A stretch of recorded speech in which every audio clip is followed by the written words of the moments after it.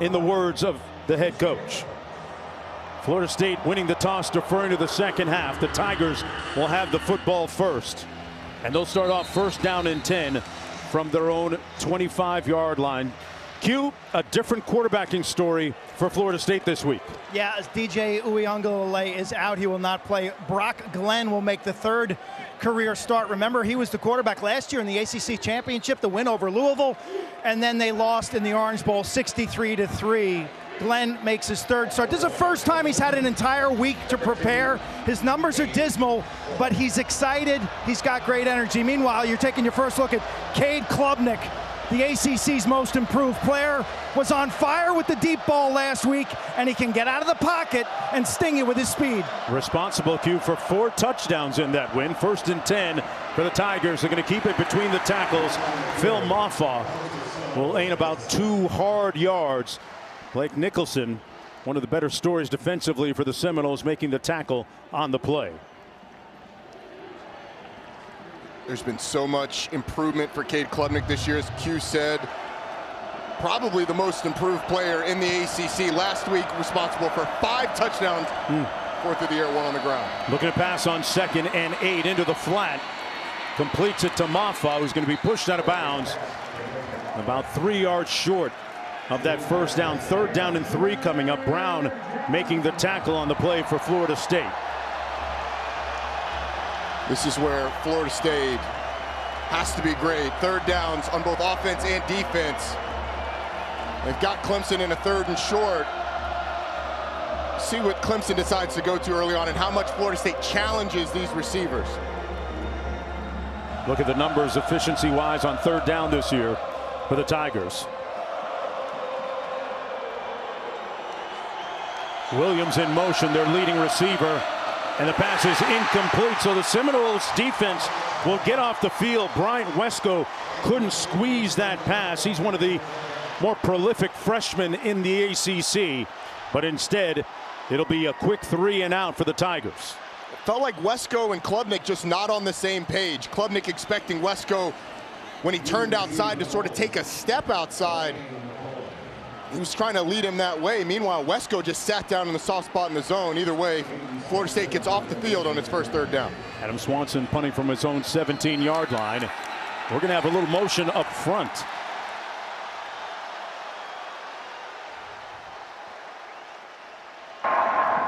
Ball start, 0, the kicking team.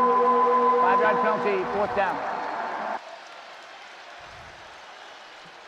It's against Barrett Carter, one of the veteran leaders for the Tigers. Mike Norvell, meanwhile, in his 5th season on the sidelines, undefeated a season ago. But off to a rocky 1-4 start. He was very upbeat all week in practice. At the 28-yard line, LaWayne McCoy is brought down immediately. It'll be 1st and 10 from there after that 46-yard punt. For quarterback Brock Glenn, who actually started the ACC title game a season ago, went 8 of 21 in that game, but unique in the sense that this is the first time, Roddy, that he's had an opportunity to prep an entire week knowing for sure he was going to be the QB1. Before that ACC championship game, Tate Rodemaker still going through concussion protocol. Before the Orange Bowl, Tate Rodemaker still in the mix until he decided to transfer late before that Orange Bowl trip. But Brock Glenn, a more mobile quarterback that really isn't afraid of the moment. 1st and 10. Pulls it out on the RPO, incomplete over the middle. Had Ja'Kai Douglas, their leading receiver, the intended target. He's trying to improve on these numbers, and well, some impotence right there showing offensively for Florida State offensively. It really is. There's no other way to say it. And that's why the common refrain has been, it's not just been on the quarterback to improve these offensive numbers. But Brock Glenn on that first play, Mike Norvell said he might be a little amped up. That time he overthrows. If they'd had a big play, he'd have been able to hit Ja'Kai Douglas. 2nd and 10. 3 receivers out to the top of the screen. Glenn checks it down. Phil Feely made one guy miss. And they're going to spot it at the 31-yard line. A pickup of 3 on the play. There was a missed tackle by Wade Woodaz. And there's a look at DJ Uiagalelei. Out because of an injury. Obviously had a procedure on his hand, wearing that club-like cast. And that soft cast that would let you would make you think that there's been some sort of procedure on that hand, as you said. We'll see how long he's out, but until then, Brock Glenn in a big 3rd down here. On 3rd down and 7. We talked about trying to make it a little bit easy for him to start the game. Glenn under duress. He's going to be sacked. Back at the 25-yard line, Barrett Carter, atoning for that procedure penalty a moment ago, gets the sack on the play, and it's a 3 and out for Florida State. It's good coverage on the back end, but really the pass rush collapses the pocket around Brock Glenn, so he has nowhere to move up in the pocket. So he's trying to climb, trying to find some space to be able to deliver the football. So nice job by Clemson. Integrity in the rush lanes, keeping the quarterback in the pocket. Alex Mastromano punting from his own 12-yard line. Antonio Williams back deep for the Tigers, calls for the fair catch at the 25, where it'll be 1st and 10 for Clemson in their first road test in 4 weeks. Crane index. That is a metric used to track the operating cranes in cities or universities. You know, the economic sentiment here in Tallahassee is positive. Yeah, that is true. That's facts, Q. When you look at the skyline here being pierced by all of the construction and the cranes and such, it really speaks to the investment that they're making here in college football and beyond. And I think Florida State fans would tell you that it's long overdue. The amenities that they'll have in that football-only facility are going to be tremendous, and it's going to help on the recruiting trail and for their current players. 2nd and 8. Pass is caught at the 32-yard line. Stellato. They're rebuilding the west stands on the press box side to provide more ample premium seating, new restrooms, and concession facilities. They're going to have some suites on the field level. It's going to be super nice. But for now, you see the aluminum temporary seating with a vast vacancy. Capacity of this stadium down to 55,000. But judging from the noise tonight, Jonesy, they're bringing it. Oh, yeah.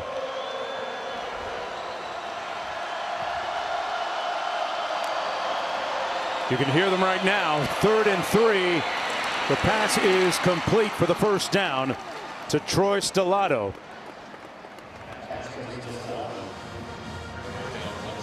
And here's what it's going to look like once construction is complete.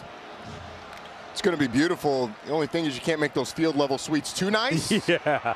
Here's Klubnik with a nice run out near midfield, slides in right at midfield.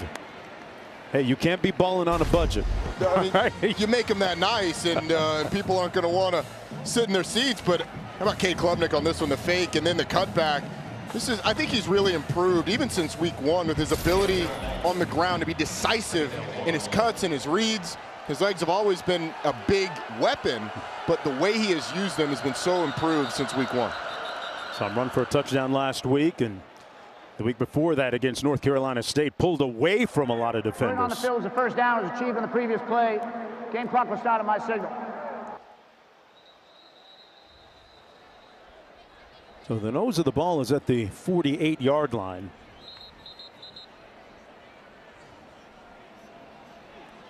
It'll be 1st down and 10. So where they marked the ball, it was kind of borderline, but they ruled that it was a 1st down, so they had to reset the chains, get them moved, and now we're off and running. They've gotten Klubnik to commit to those deep throws as Williams goes in motion on the jet sweep, turns the corner, and picks up another 1st down for Clemson. Got a nice block by Bringingstool on the edge, Roddy, an 11-yard gain. That's a part of Jake Bringingstool's game that's really improved a ton. He's on the right side of your screen against Azarie Thomas, the excellent corner for Florida State, but just gets enough of him, pushes him enough down the field to let Antonio Williams turn the corner and get the 1st down.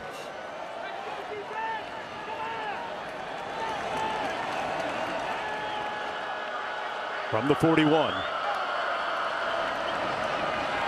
And hand it off to Maffa. Let's go back to the studio.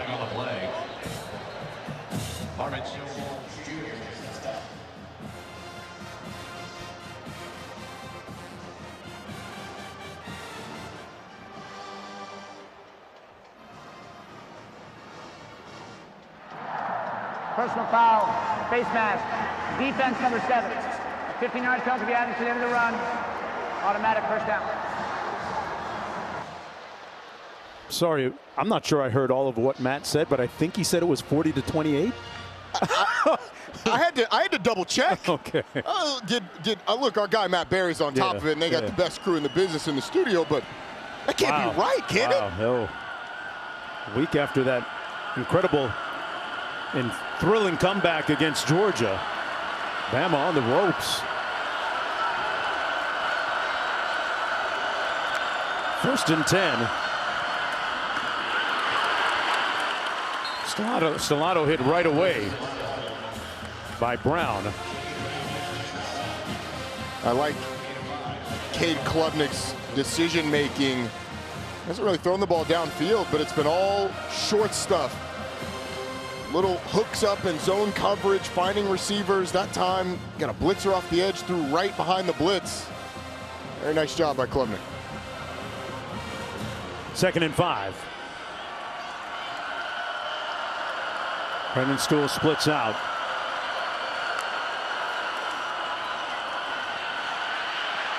Little RPO, and Klubnik going to be dragged down at about the 17-yard line. Great pursuit on the play by Cam Riley, the Auburn transfer. Let's take a look at this week's college football rankings, brought to you by AT&T. Yeah, that score is correct. 40-28, folks. Alabama trailing Vanderbilt.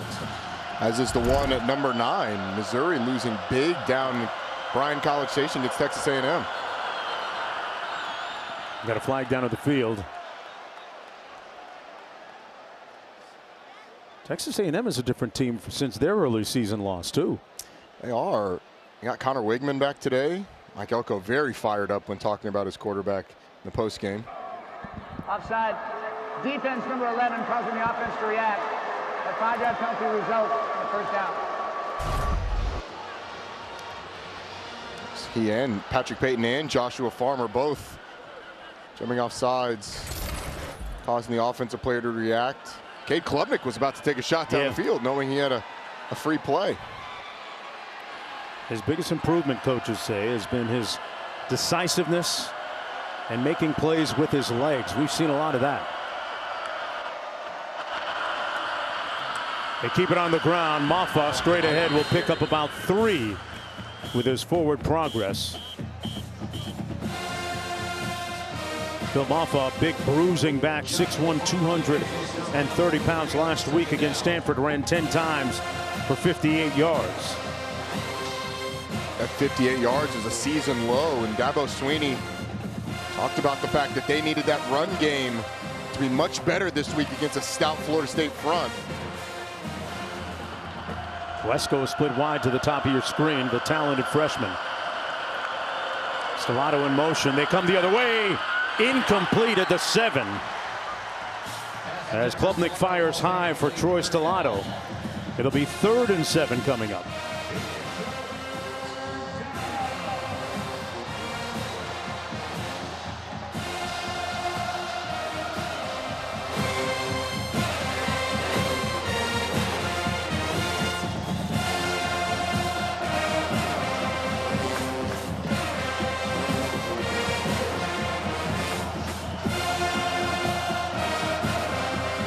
Third and 7.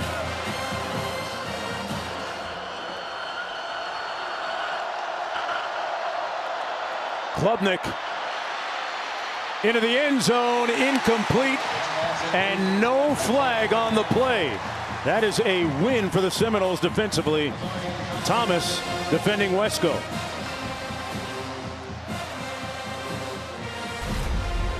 This is what the sounds of the crowd and the band were doing to Cade Klubnik, having to cover his ears, the ear holes, to hear the in-helmet communication. Garrett Riley relaying the play to him. Florida State doing a nice job in that situation of not giving the receivers any space and forcing an errant throw. Nolan Hoosier into an attempt this field goal from 26 yards out. And he knocks it through to make it 3-0 for the Tigers.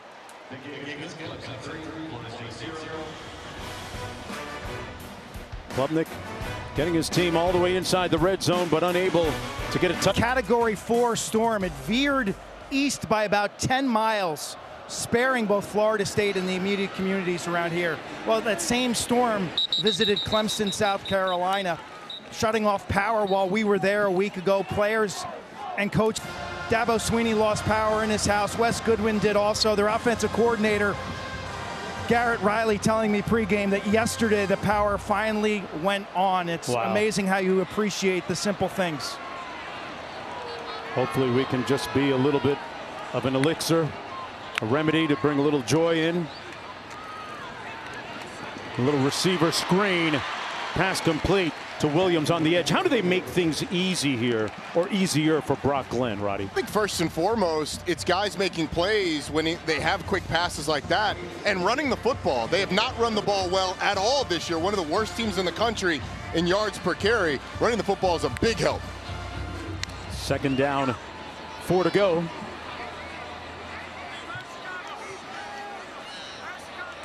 Sideline communication shutting off now with 15 seconds to go. Quarterbacks with those communication systems in their helmets. High snap. And the play goes absolutely nowhere. They'll actually lose a few yards on the play. Jaheim Lawson there to make the tackle.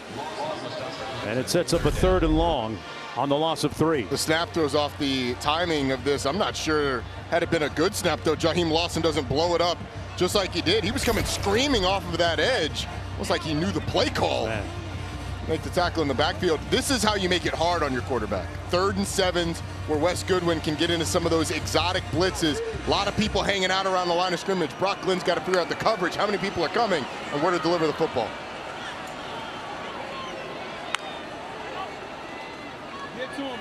Glenn gets rid of it. Pass complete out to the 29-yard line. Williams, Toafili made the catch. Brought down immediately by Khalil Barnes. And it's another quick 3 and out for the Seminoles on offense. But they'll have to punt it away. Tough to get behind the chains. You're going to lose yards. Yeah, you're going to have to avoid those negative plays. You have to stay on schedule. Florida State, it was a massive struggle for them last week on 3rd downs. 3 of 7 already. 0 for their first 2 today.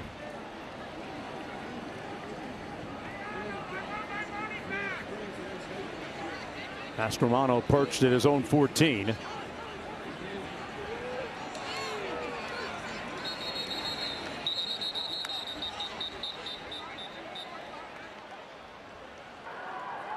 Florida State takes its first time out of the half. Mike Norvell going to burn his first time out of the first half in this trying season for the 5th-year head coach of the Seminoles. Back with more in just a minute.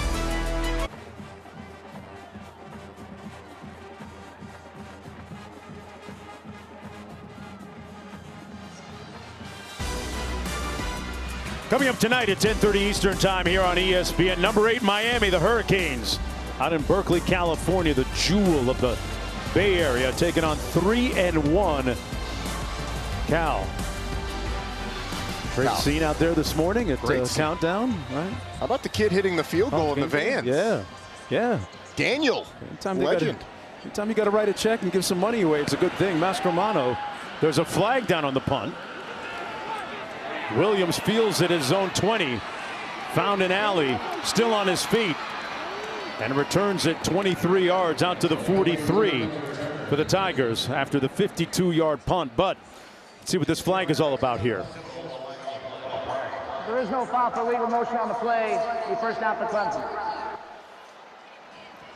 Hey, time now for our Aflac trivia question. I've got no clue. I think I have an answer.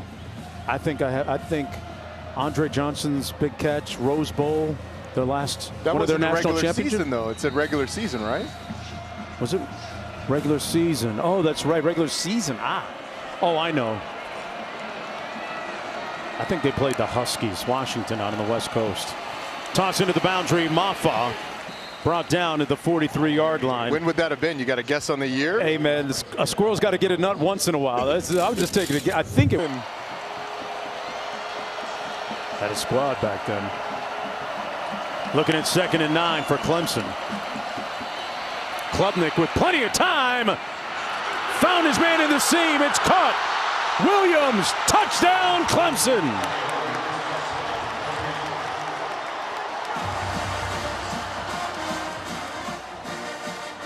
"57 yards on the strike. The catch and run. And it's 6-0 for the Tigers.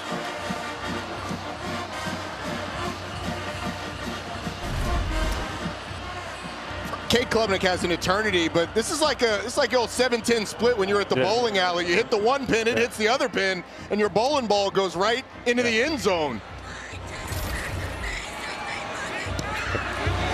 Make that 10-0. Not 6-0 earlier, the earlier field goal. But another big play, Roddy, from Antonio Williams. Underscores how much more explosive these Clemson receivers are this year. And in the first quarter, they have been near picture perfect this season. And it's been a really big thing for them to have these hot starts. Look at all the time that Cade Klubnik's got. And then on the back end for Florida State, it's one thing to give up the catch, but you got to be able to play another down. You got to get the player down. Hussey and Cypress II ran into each other. Conrad Hussey goes in with the shoulder trying to knock him down. You got to wrap him up. He's the first guy there, and he knocks Fintrell Cypress off the tackle. It's kind of indicative of how this Florida State season has gone. Klubnik threw a great pass there. You know, he was talking earlier this week. Listen to him talk about how helpful those iPads have been to be able to see things and make corrections and adjustments in real time.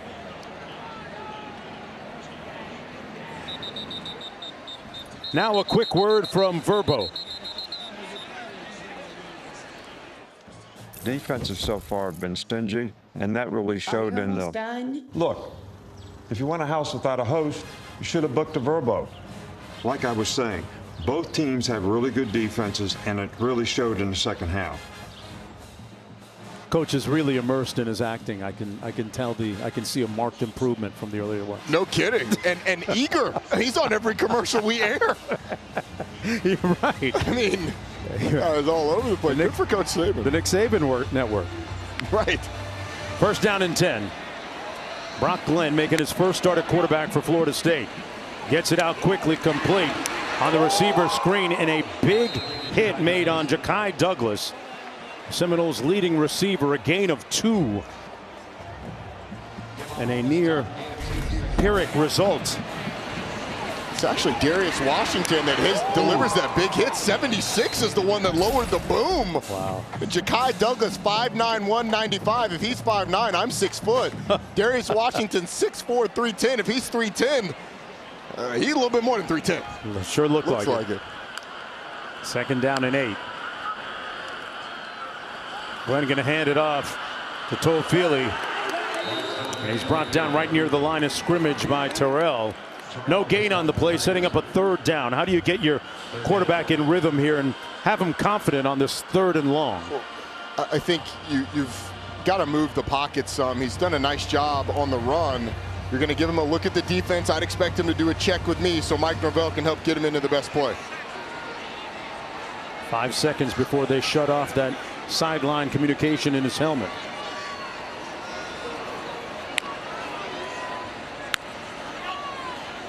Blitz coming. He got it off in time. Little contact downfield. And flags in the vicinity. Looked like Glenn made a nice read to get it out. He saw the pressure coming, huh? He had to. It was bearing right down on him. He had Khalil Barnes screaming up the middle. Look at 7 right here. Right up the middle on Brock Glenn. Pass interference, defense, number 5. 15-yard penalty automatic. First down. And on the back, Sherrod Koval ends up with the tug on the jersey. But look, that's a conversion for Florida State. You move the chains, you get to play another down. From the 42.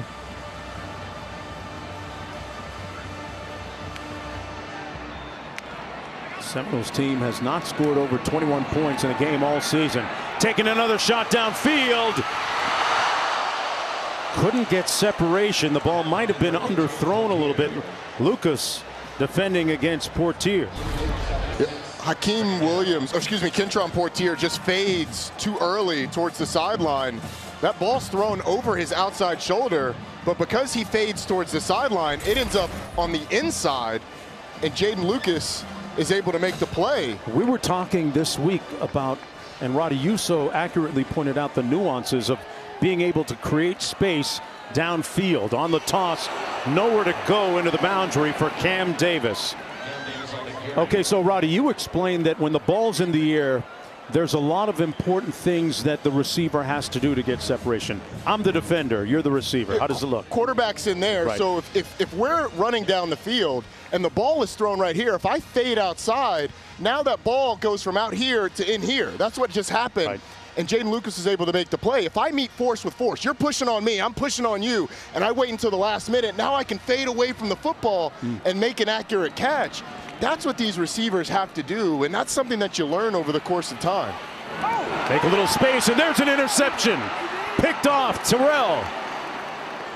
And the Tigers with the game's first turnover. They'll start with great field position on the Seminole side of midfield. That's his second pick of the season.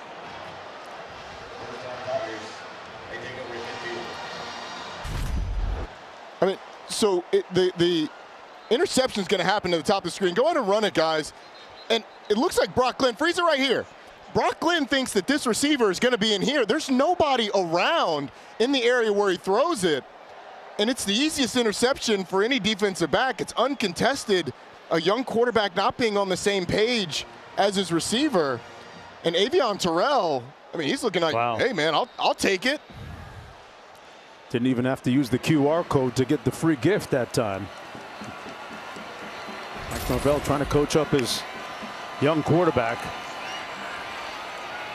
Downfield, Klubnik incomplete at the 18-yard line, intended for Bryant Wesco.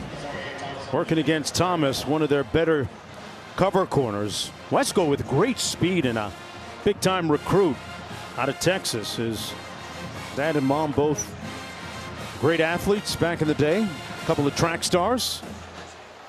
He might be their fastest receiver, too. The bloodlines are there. You know, he's got to learn some of that stuff that we were just talking about. Meeting force with the defender holding that line that you're on and then fading at the last minute. Cade Klubnik didn't really give him a chance there. The ball thrown out of bounds.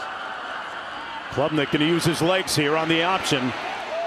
Made a great move and put his hat down and made it down to the 35, and he's slow to get up. Ran over Kirkland, who made the stop, but Klubnik a little wobbly and slow to get up after the 14-yard gain. Timeout on the field for an injured player of the offense.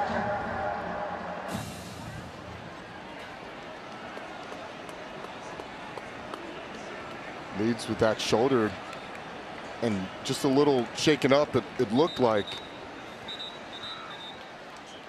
We have our rules analyst Matt Austin joining us right now. Matt, tell us about this hit and your evaluation of it. Well, the runner in this case is not defenseless because he's still trying to gain yardage. It looks like the defender went in with his forehead to the shoulder, so I don't think there's any targeting concerns here, but it certainly was close.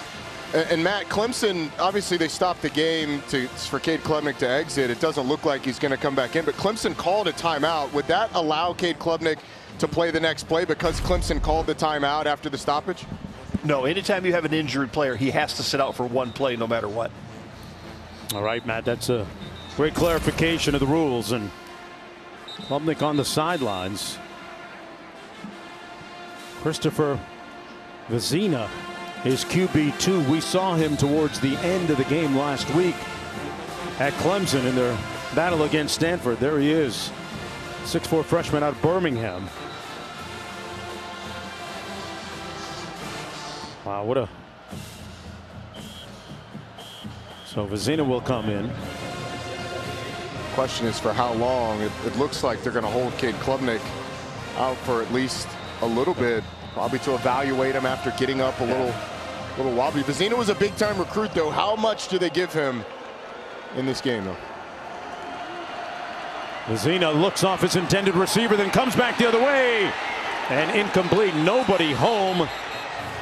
And it's incomplete, but we have a flag on the field.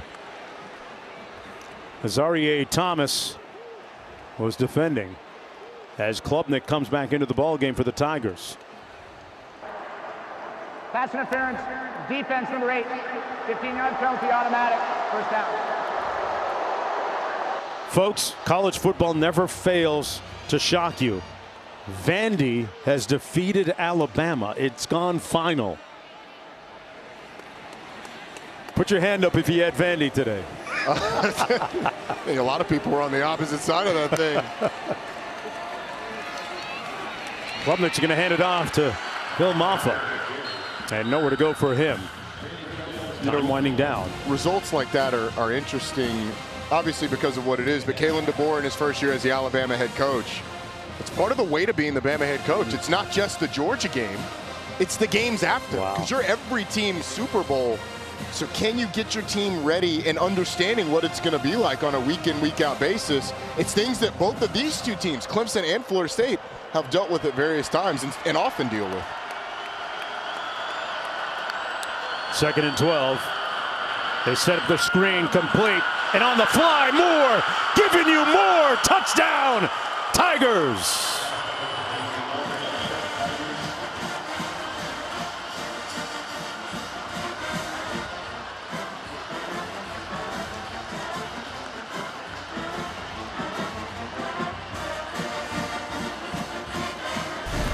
First touchdown pass of the season for Vezina, and Moore, Klubnik back in the ball game.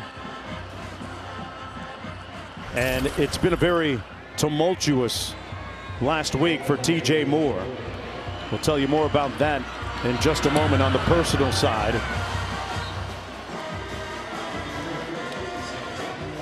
Hey, lots of news back in the studio. What do you have for us, guys?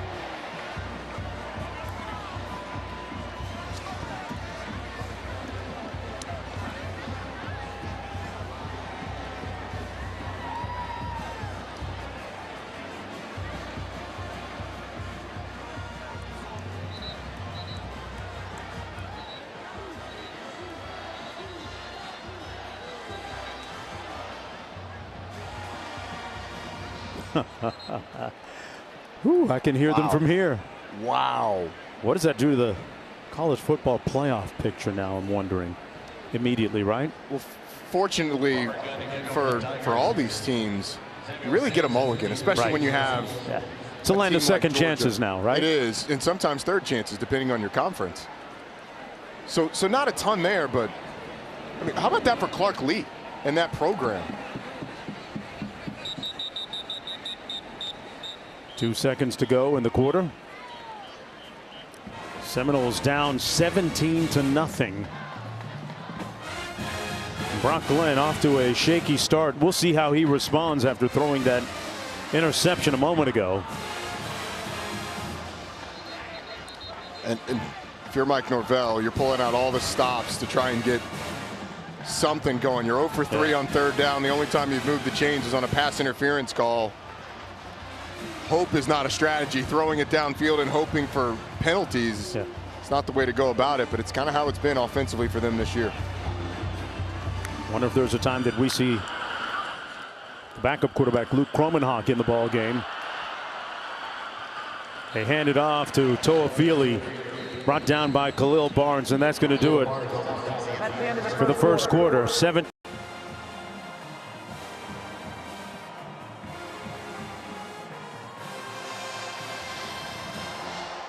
Welcome back, everyone, to Doak Campbell Field Stadium here at Bobby Bowden Field. 17-0 for the visitors, and there's a look at what's at stake. Clemson with a win, trying to keep momentum on their side as Toafili runs it for the first down. for Florida State. They come in at 1-4 this evening. And a moment ago, Quint was standing by on the Florida State sideline. When it comes to Brock's improvement, what are you emphasizing? Well, I mean, obviously we got to take what they're giving us, and we got to get in a rhythm. We got to be able to run the football and be able to have balance. Thank you, Coach. Appreciate your time. 1st and 10. A daunting hole for a first-time starting quarterback, Brock Glenn. Hands it off to Toafili, a guy who they call their steady Eddie, but he's met immediately by T.J. Parker. Parker, one of their better pass rushers up front for Clemson, and pretty good against the run, as we just saw. He did a great job. It looked like it was his own read, kind of playing in between, then falling in late.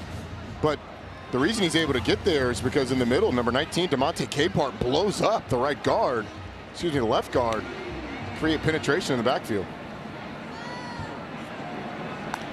2nd and 9.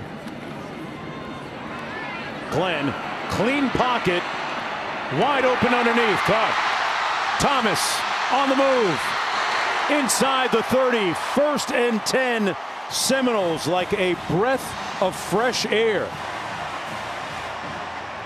A 35-yard pickup. So it looks like they're going to try and get Mekhi Danzy down the sideline, but Landon Thomas is right there. It looks like they're going up top, but he leaks out super late, holds that block forever before he gets out. It's a really nice job of holding your water as a freshman, not leaking out too early so that they pick you up. Thomas had a 3rd quarter touchdown catch last week in that loss against SMU. Glenn gets it out quickly. Complete. That's Williams, but there's a flag down. He's down near the 1st down marker. Personal foul, roughing the passer, defense, number 3. That's going to be automatic first down. They've looked crisp offensively in the last 2 plays, if nothing else, Roddy. They have. And you get the roughing the passer penalty because the high hit on the quarterback can't hit the quarterback of that shoulder area. T.J. Parker clearly does. And Florida State's got a little bit of life. Yeah. You get a big play. That's what explosive plays can do for you. This team has sorely lacked them this year. Toafili in the backfield. 1st and goal, Florida State. Portier split to the top of the screen. Ball on the ground. And they implode all the way back to the 14-yard line. Malik Benson recovering the loose ball. A loss of 5 on the play. 2nd time we've seen them have a negative play like that, Roddy. You had all this positivity, and then you put the ball on the ground on an easy handoff to the receiver, and it looked like Malik Benson just didn't open a pocket for Brock Glenn. Now you put your offense in a really tough situation.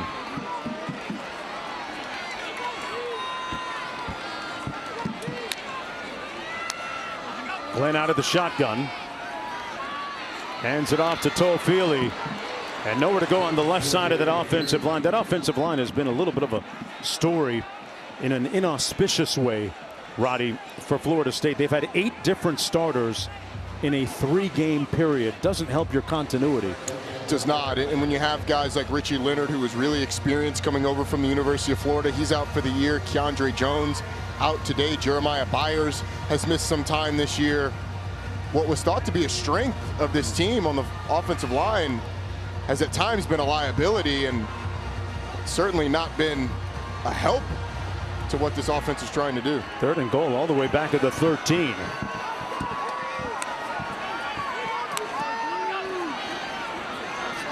Glenn into the end zone. Touchdown, Florida State. What a grab by Williams.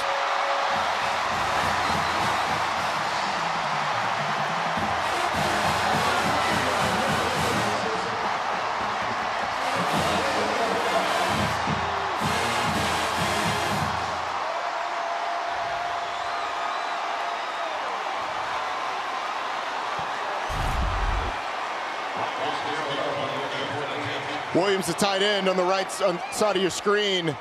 It's a little skinny post inside of the corner, Avion Terrell. Really nice delivery by Brock Glenn, and the tight ends coming up big. The two freshmen, Landon Thomas and Amari Williams, really helping power that drive.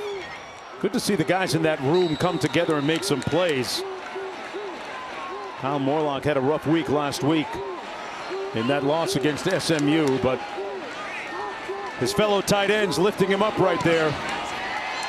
The extra point good, and the Seminoles with life. Brock Glenn with his first career touchdown pass. Much to the delight of his head coach, Mike Norvell, who's been coaching him up on the sidelines in the stadium. And the Seminoles have been taken off the critical list momentarily. They were looking at a 17-0 hole. But Rao just trails 17-7. Mark Jones, Roddy Jones in the booth. Quinn Kessing down at the field. Roddy, what does a score like that mean for a team at home that's been struggling for so long? You hope it instills some hope. You would think that some energy. It's been a team that's felt that it struggled to find its inspiration. It's felt a little empty as a team, to be honest. The responses haven't been great. That was a nice response. Now, it took a little bit for it to happen. You need the defense to help as well. But you would think that would instill some belief in this crew.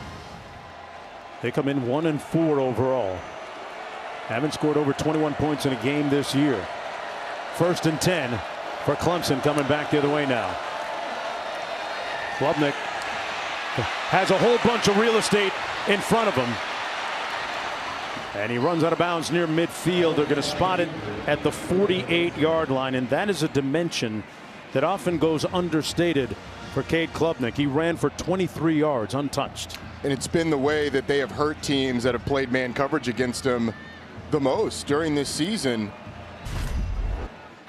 And the defensive line has to maintain integrity in the rush lanes. You can't get up above the quarterback through those defensive ends and create those holes. Klubnik over the middle, caught down to the 28-yard line. What a grab by Antonio Williams, who shows you why and how he's become their leading receiver. It's a guy that played 4 games last year, and they sorely missed him. He is a playmaker. He's electric with the ball in his hands. He's got great hands. And this is a nice catch climbing the ladder on a throw that was a little off the mark, but that's what great receivers do to you. They make quarterbacks look better. 24-yard pickup, 1st and 10.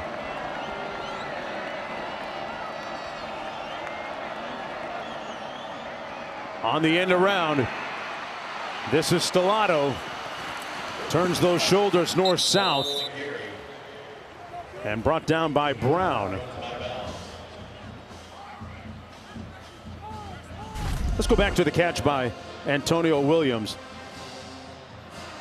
That vertical is probably low 30s. I would say so. and he's turning as he does that. I mean, he might be dunking that, to be honest with you. Brad Brownell, he needs somebody to catch an oop. Might call Antonio Williams. Call him. 11-yard gain. Got a little bit of bounce downfield. 1st and 10. Wesco in motion on the jet sweep, brought down back at the 25. Great tackle by Patrick Payton, one of their key guys on that defensive front. Patrick Payton's right there, kind of in a defensive tackle position, just shoots up the field. He's able to make the play. Usually think that's going to be one of the big guys. Calm down, I do this. I got this. I got this. Talked about him looking to make an improvement in his point of attack defense in the run game. Loss of 6 on the play. 2nd and 16. Klubnik sacked back at the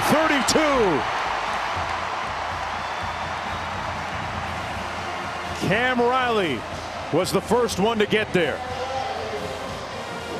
Boy, that's huge. It is. Cam Riley, number 18, getting a lot of playing time today because DJ Lundy, not in the game, just shoots past the center. Ryan Linthicum is able to wrangle Cade Klubnik down, and after the big play to Williams and the big run by Cade Klubnik. Now this Florida State defense has 2 negative plays. How about the Steph Curry? Put him to sleep. Night-night. He hit the night-night. I don't know if I'd do that down 10, but hey, man, that's up to you, big dog. It's not bedtime yet. Right. He's still awake. But it is 3rd and 23. Klubnik going to use his legs. Following a cater of blockers down to the 21-yard line, and that's going to make it a much more manageable field goal attempt potentially for Nolan Hoosier. What do they do here? Do they kick it? Yeah, I think you have to. Dabo Swinney will be disappointed by the 2 negative plays after having such a good start to this drive, but it's points on the board after Florida State had their momentum building drive. Hoosier from 38 yards out. Oh, they blocked it. Got a piece coming off the edge.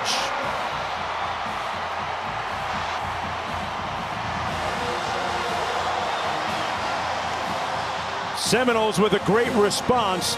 Edwin Joseph coming off the edge there, Roddy. Their coaching staff assured us that they play hard on every single play, and Edwin Joseph bending the corner, blocking the field goal, and after getting 7 on the offensive side, the defense and special teams comes up big. Florida State, little momentum. This started with a 10-2 fire and a dream to one day serve the community. Great, authentic Southern barbecue.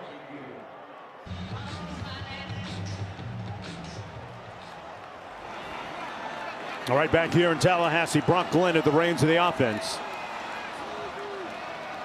Showing great dominion over this offense during that last drive. Leading them into the end zone. Pulls, taking a shot. Complete. On Clemson's side of midfield, Malik the Magician Benson. What a grab. But there is a flag down. Hold on. All the way back at the 12. Holding, offense number 65. 10-yard penalty, first down.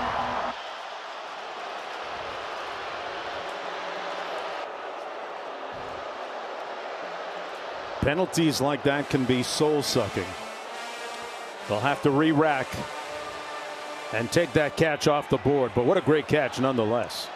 It was a tremendous catch, and maybe the fact that you get it helps, but Andre Otto, the left guard, gets bowled over, just pulls down the defender.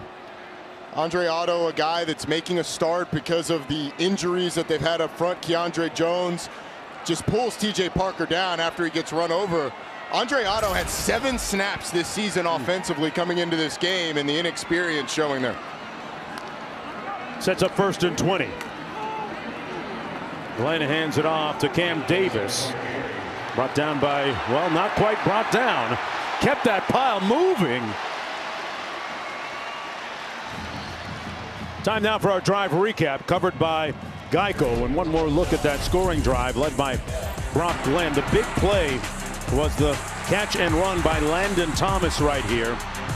The 235-pound tight end, and then another tight end, Amari Williams, with the touchdown catch. And there's been a bit of a youth movement on this offense. Thomas and Williams, 2 freshman tight ends. A tight end position has struggled. We've seen Micah Danzy, we've seen Luane McCoy, all playing in this game. So Florida State getting the talent on the field. Glenn hands it off to Cam Davis again. Wade Woodaz making the tackle on the play for that Tiger defense. Woodaz, number 17. The guy that really speaks up when things need to be said on that Clemson defense. He and Barrett Carter, a couple of prominent voices for Clemson. 3rd down and 10 coming up.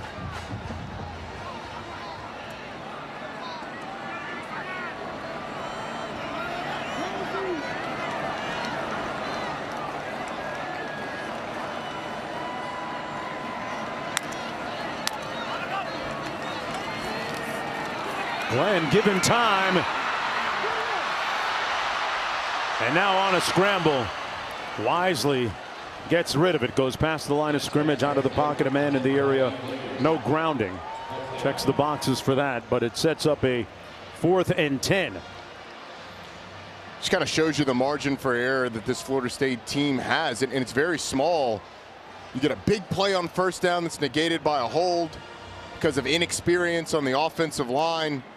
Put your young quarterback behind the sticks, and force you in a 3rd and long where you're just throwing it away. You're going to have to make the plays when they're presented, and you can't have those crucial mistakes. 4th and 10 coming up. Mastromano ready to punt, and we're going to have a procedure call. Ball start. Offense number 1. 5-yard penalty. 4th down.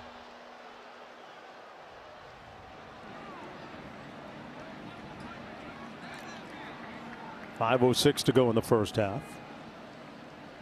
It's a pretty big response by Clemson's defense, because Florida State on the scoring drive, the blocked field goal, opportunity to get off the field. Mastromano, the Australian punter, a high spiral line drive all the way back to the 27-yard line. It'll be 1st and 10 from Klubnik, and the offense from there. News from Adam Schefter as well. Sunday NFL Countdown, 10 a.m. Eastern on ESPN in the app. Week 5 Monday Night Football matchup. A great one for you, featuring the Chiefs and Saints. 8 Eastern ESPN. Deportes with Peyton and Eli once again on ESPN2. You talk about a fantastic football player back in the day here at Florida State. Warrick Dunn went on to have a stellar career in the NFL. He hadn't aged a day. Looks the exact same. Just a little salt on the hair. That's it. A little bit. That's it, though. Maffa picks up the first down. When you talk about a guy that through his foundation has had an incredible impact on changing lives, Warrick Dunn, his foundation, building homes. You may have heard the story, folks, about how his foundation built homes, including the one for Deshaun Watson back in the day. And it's awesome that we got to tell that story a lot when Deshaun Watson was at Clemson. Phenomenal running back, better person. He's, other than Barry Sanders and Marshall Faulk, like, Warrick Dunn's the guy for me as a running back. I love the way he played. But he ain't coming through the door tonight. Not with shoulder pads anyway. Williams with the catch. Florida State and the National Football Foundation jointly honor Warrick Dunn, a member of the 2024 College Football Hall of Fame class. Congrats. Pass complete to Bryant Wesco. Pickup of 4 on the play. 3.5 minutes to go in the first half. Feels like Florida State has their footing back underneath them a little bit, Roddy. They were staggering early at 17-0, and then they got a little bit going. There was some room for belief. But Clemson, and they want to make sure that there is no hope. Yeah. Got a glimpse of Garrett Riley, the offensive coordinator, on the sidelines. Klubnik pulls it out downfield into a tight window, caught incredibly at the 25-yard line. What a grab by Josh Sapp. Ooh, he threaded that thing for 24 yards. I mean, if there was a window, it was barely cracked. That goes, it looked like it went between the arms. The Florida State defender, Ashlyn Baker.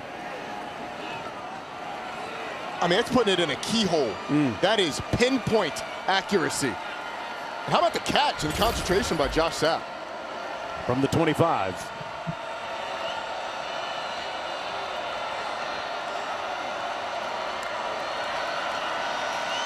Klubnik on the play fake. Going to try and take off and tackled. There's a flag down. Klubnik down at the 26. This might be a horse collar. From our vantage point, 3 stories up. 3. After further conversation, there is no foul for a face mask on the play. It'll be 2nd down.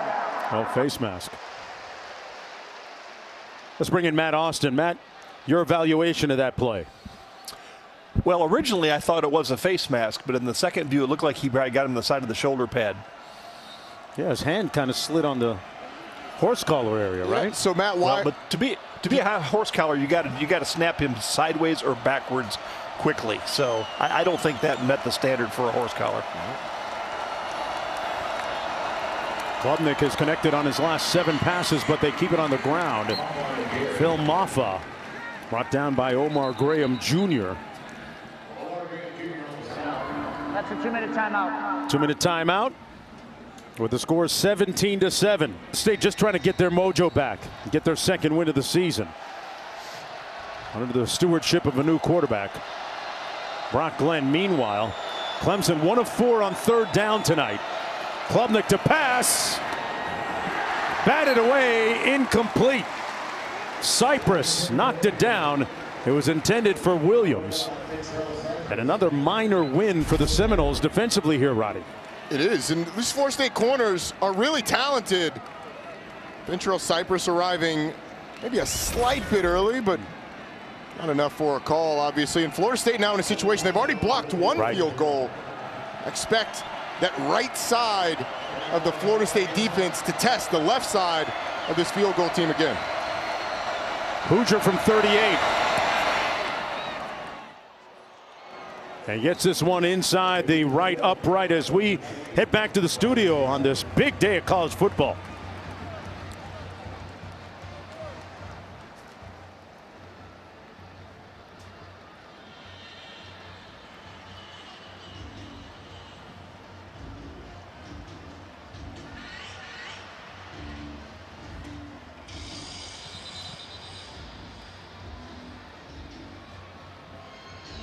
On the Service Academy front, both Army and Navy 5-0. We are, and they're legit. We are looking at a scenario where you could have Army and Navy meet in the American Conference Championship game a week before the Army-Navy game. One of them get into the playoff? Absolutely. If they're the highest ranked Group of 5 team, then you absolutely would. Army-Navy would be played after the announcement. Army-Navy is not going to be taken into account when it comes to the college football playoffs. So you could have a team lose Army-Navy and still make the college football playoff. Absolutely. Whew. Different times. Got to love it. Under 2 minutes to go here in the first half. That last scoring drive, 9 plays, 51 yards, concluding with the field goal. And there's a look at the. No complaints here. Glenn out of the shotgun, complete over the middle to Portier. And he's going to end up about 1.5 yards short of that first down. Second down coming up. Florida State with 2 of its 3 timeouts remaining. Trying to move quickly here.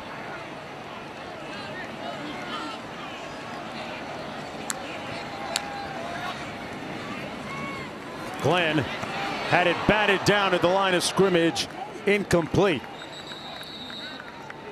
DeMonte Capehart got a hand up and knocked that down. The 6'5", 315-pound grad student. DeMonte Capehart does not get enough recognition for what he does on the interior of this Clemson defense. It's not his job to make all the tackles and get all the publicity, but he is a disruptive force that eats up blocks inside. Great job of taking his hand straight to the quarterback's hand and batting that ball down. When we asked Wes Goodwin about him, he said, DeMonte is a people mover. 3rd and 2. To get it out quickly on the receiver screen, incomplete. Well read defensively. Barrett Carter, the linebacker, was out there and had a beat on that. It was intended for Toafili. Instead, it's 4th and 2, and Barrett Carter is ubiquitous. He is all over the football field. One of their leaders defensively. I had a great visit with him last week when we were at Clemson. Wisely quickly blows up that play, and that's a pretty demoralizing non-conversion for Florida State. Now Clemson's going to get the ball with a lot of time and 2 timeouts. Get points before halftime. Mastromano got it off.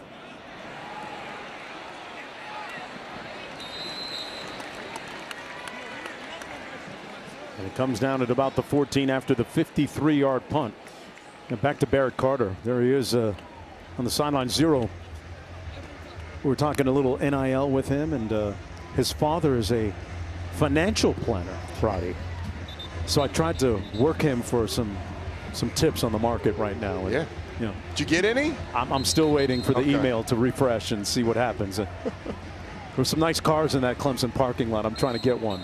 There are nice cars that are in the parking lots of every major football program across the country. Hey, man. I'm trying to go from a hoopty to a whip, man. Yeah, I've seen how you roll. You're not in the car wise, but I have a feeling we don't have no hoopty. 1:12 to go in the first half.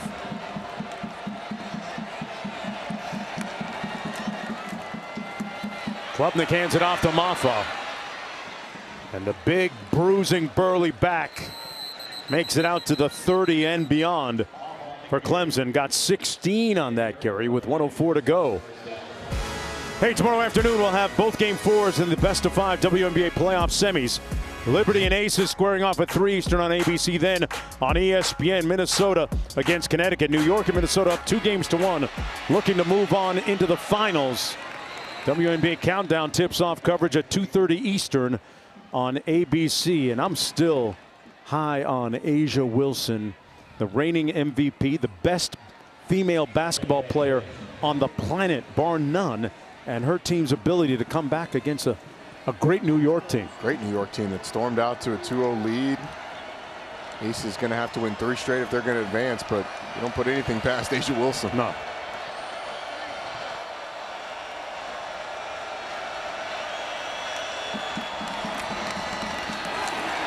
Maffa with nowhere to go. A blockade up front led by Patrick Payton. Florida State takes its second timeout of the half. It'll be a 30-second timeout. Seminoles with 1 timeout remaining. That was a pretty conservative call there from Clemson. I understand it on the first play of the drive when you're able to crease them and get a big gain, kind of get the drive started. But it felt like once you're committed to going and trying to score points, you'd be a little more aggressive. Yeah. They're only 1 for 5 on 3rd downs in this game, and now they've got a 3rd and 13. Yeah. I like Florida State taking the timeout. Yeah. I mean, be aggressive, try and get the ball, but you get the ball first in the second half too. Hey, Clemson players have been through a lot recently, right, Q? Receiver TJ Moore, who scored a touchdown early in this game, is a native of Tarpon Springs, Florida. His family's house was destroyed, and including the family car, affected by Hurricane Helene. Tarpon Springs is central Gulf Coast, north of Clearwater.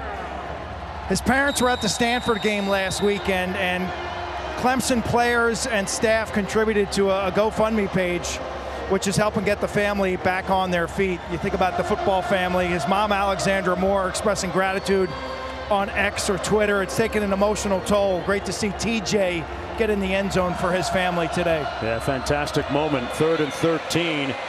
Pass complete out to the edge. That's Wesco. You know, don't miss this, folks. Don't miss this. Q said that players and coaches helped contribute to the rebuild for the Moore family. Players, a.k.a. using their NIL money to contribute to the family of TJ Moore. So you can say what you want about NIL cash, but it's doing some great things.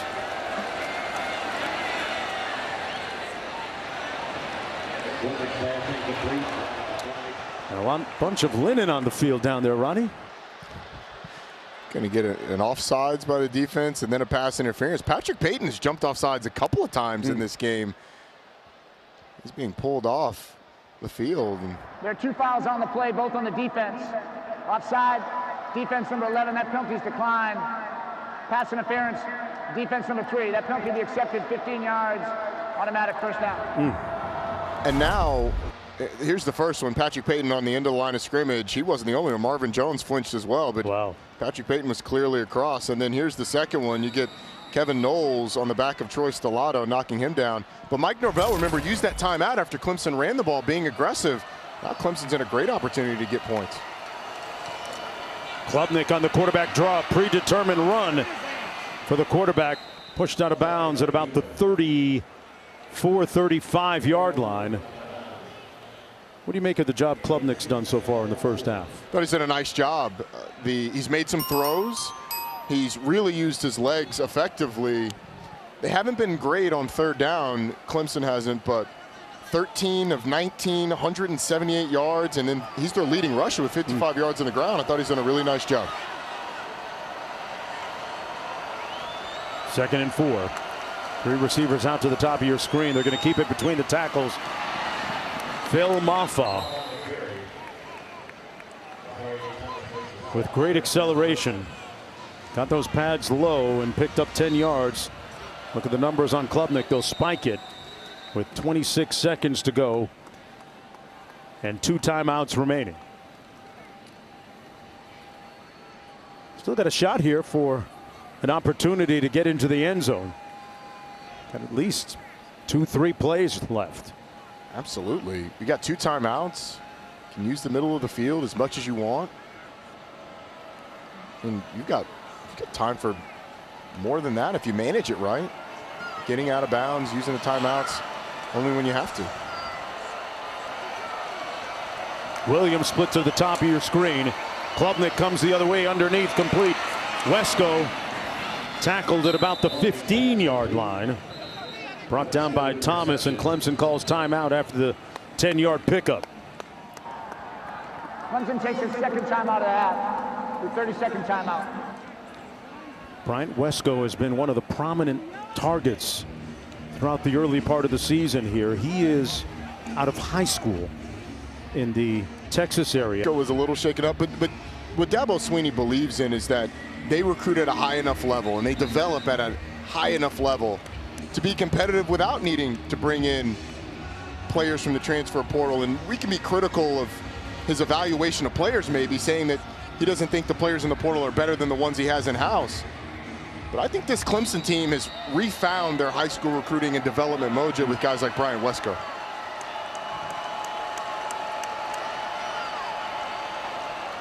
First and 10 from the 15. Mafah motions out of the backfield. Klubnik into the end zone, pulls it incomplete. Threw it high for Antonio Williams. Stops the clock with 15 seconds to go. Second down and 10. You know, he was open. You may look at that and say it's a bad throw, but Ventrell Cypress, watch 23 undercut this play. He's got to throw it in between the corner and the safety. If he throws that on a line, Cypress is going to have a chance. That's a my guy or nobody ball. It's actually pretty decent placement by Cade Klubnik. Maybe a little too high, but throwing it up high was the way to go. Cole Turner split to the bottom of your screen. Klubnik blitzed off the corner, eludes the rush, and wisely, using great discernment, throws it out of bounds. But man, he saved the day. Jones came in like a missile, and good pressure by Edwin Joseph as well. Completely unblocked off the edge is Edwin Joseph. Cade Klubnik using his athleticism and quickness, getting out of what could have been disaster for Clemson, pushing him back.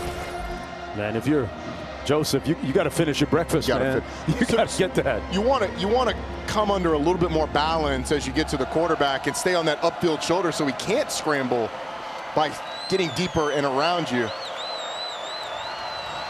Third and 10.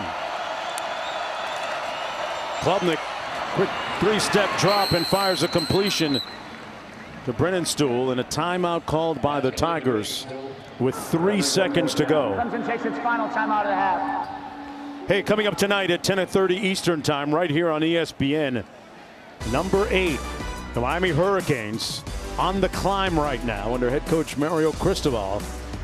The dudes from Coral Gables, Florida, taking on 3-1 Cal. Cam Ward putting together a Heisman-worthy campaign. Last time he played Cal was last year when he was at Washington State. Turned the ball over 4 times in that game. Cal is going to hope to do that again. Miami playing a 10:30 Eastern Time kick in a conference game. Hey, people from South Florida stay up late. That's what we do. 4th and 3. Florida State takes its final timeout of the half. Got a Seminole timeout down to the field. But yeah, the new ACC is such that, you know, we saw it with Stanford, right? They go to Syracuse, fly back to the Bay Area. Last week, fly to Clemson, fly back to the Bay Area. Miami flying out to the Bay Area to take on Cal, and that's just part of the deal now. It's the new reality, and honestly, football teams have it easy compared to all the other sports that have to make those trips and don't get to fly on charter planes. But conference realignment, that's where it's brought us. I'm sure that these athletic performance staffs are doing their sleep training and modifications.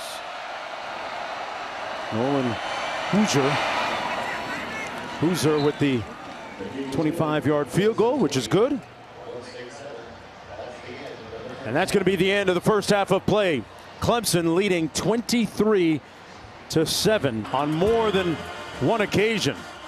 And they lead 23-7. But the good news is that the Seminoles will have the football to start the third quarter, 1st and 10 from their own 25-yard line. You're watching ESPN College Football Primetime, presented by IHG Hotels and Resorts. Folks, this is the ACC on ESPN. Mark Jones, Roddy Jones chopping it up here in the booth. Quinn Kesnick down on the field. He'll join us in just a moment. What does Florida State have to do here in the third quarter? They've got a great opportunity with possession to start. Yeah, well, they've got to get something going on this drive, and then they've got to get a stop. You're just trying to stack wins. It's one first down, then another first down, one score, then another score, one stop, then another stop. But it starts here with Brock Glenn. Making his first career start. They run it over the right side of that offensive line. Nothing doing.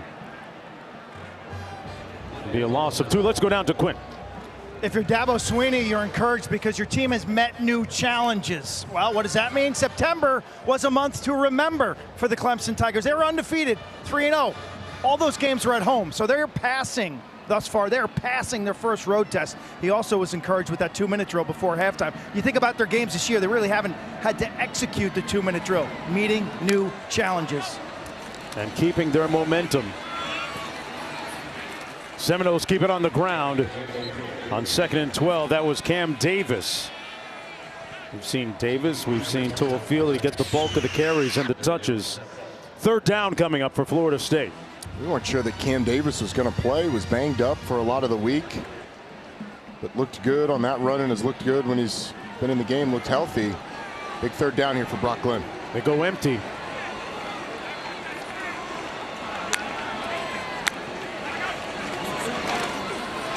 Glenn gets rid of it quickly, completed the 40, and a 1st down catch and run by Williams. He threw that with authority, Roddy. He did. He was on time. I like Mike Norvell going empty, clearing the picture up for Brock Glenn, giving him an easy read, knows exactly where to go with the football. And Hakeem Williams creating separation against Jaden Lucas, wide open. Here midfield, Toafili will cut it back. Get back to the line of scrimmage. It'll be 2nd down and 10. Wade Woodaz making the stop on the play. 2-time academic All-ACC, one of the team captains. Going back to the question that you asked about Florida State, we got the 1 first down. Right. Okay, now you need to stack another 1st down. Don't worry about the scoreboard. You just stack little wins, one play after another. Try and climb, get some momentum back into this game. Norvell told us in our meeting with him that this team was excited for the opportunity against Clemson tonight. Handoff goes down to the 46-yard line. Toafili again picks up about 3. R.J. Mickens making the stop for the Tigers. We had a great visit with him. He told us about how he felt last year in losing to Florida State. He didn't bring his best game. He was determined to change the story here tonight. Of course, his dad, an NFL pro back in the day.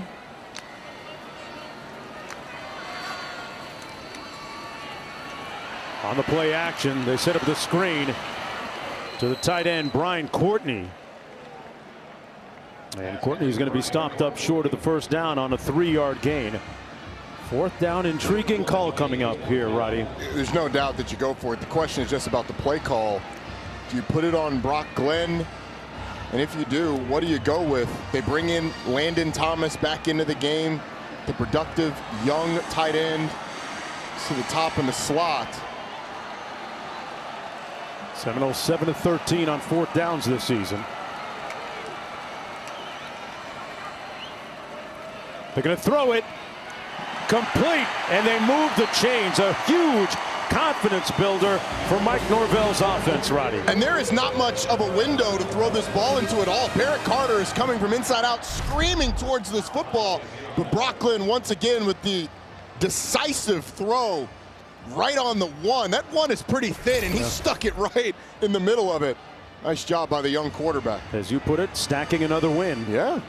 1st and 10 at the 35. Samuel Singleton Jr. in the backfield. Gets it out quickly again on the edge, one-on-one, but a great open field tackle on Landon Thomas. That Clemson defense covering a lot of ground in the secondary. Ashton Hampton made the tackle to limit the gain to just 2 yards. He is an exciting young corner. 6'2", 200 pounds at the cornerback position. Hasn't played a ton this year because their 2 starters, Lucas and Terrell, have been excellent. But up in this game, getting the first drive, making a big tackle, physical from the big corner. His dad, Alonzo's the head coach at Arkansas Pine Bluff. High snap! And Glenn pounces on it back on the Seminoles side of midfield, a self-inflicted wound. Wow. Yao Ming couldn't have caught that snap. I mean, and this is from a center that's a 5th-year senior, and Maurice Smith. Seen 2 of those tonight, right? We have. The other one he was at least able to wrangle and bring down. Wow, you lose 17 yards on that, Roddy. It's just a backbreaker. 3rd and 25. Tigers drop a bunch of cover people and keep everything in front of them. Landon Thomas makes the catch up to the 42-yard line, a 9-yard pickup. 4th down coming up. They've got to get down to the 25. Question here is, are you close enough for a long field goal? I mean, from here, looking at one that's almost 60 yards. Yeah, Ryan Fitzgerald does have 60-yard range. We asked him. We asked Coach about it, but he's Mastromanno instead. Of course, this would be a good part of the field to maybe fake one. It would be. Clemson knows that. They've got their defense on the field. Mastromanno, end over end punt. They'll have a chance to down this. Antonio Williams makes the catch inside the 10. 3. It is October. Maffa. Wow. He planted somebody like a garden down there. Kirkland is wondering what hit him. Left pieces him on the field.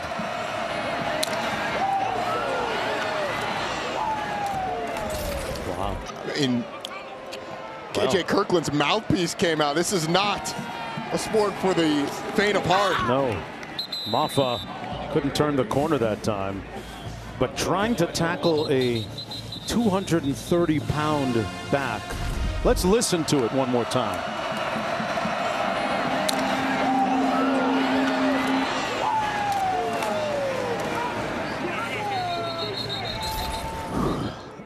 Tell you what, you take a hit like that, that'll rattle your fillings. That's why I played offense.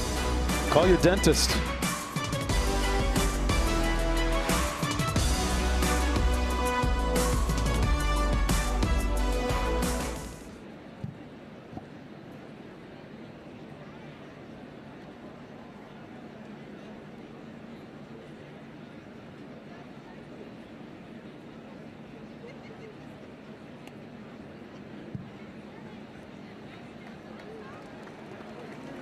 Moss Student Section of the Year. Download the Taco Bell app to learn more. A lot of great costumes out there, partner. How much would it take for you to get glittered up from head to toe like those guys were in the first I got a price. I'm not even going to lie to you.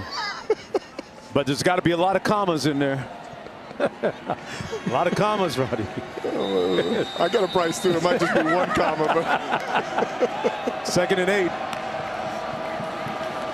Klubnik surveys, finds his man at the 27-yard line. That's Jay Haynes out of the backfield, still on his feet across the 29 for the first down.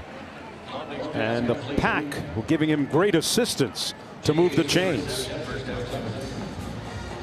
An 8-yard gain on this incredibly riveting night of college football, where #1 Alabama goes down in Nashville against Vanderbilt.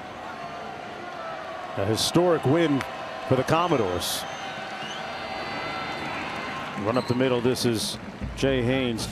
What does that say about maybe the SEC, if anything at all, and the implication of the college football playoff? I think it's hard to draw grand conclusions about the league based on that game. I think Alabama, coming off a big win, just didn't respond very well. Vanderbilt held the ball for the vast majority of that game. On the other side, for the CFP, I mean, it certainly gives the SEC less margin for error, right, I think, when it comes to the college football playoff, particularly if Notre Dame's involved, one of those at-large spots.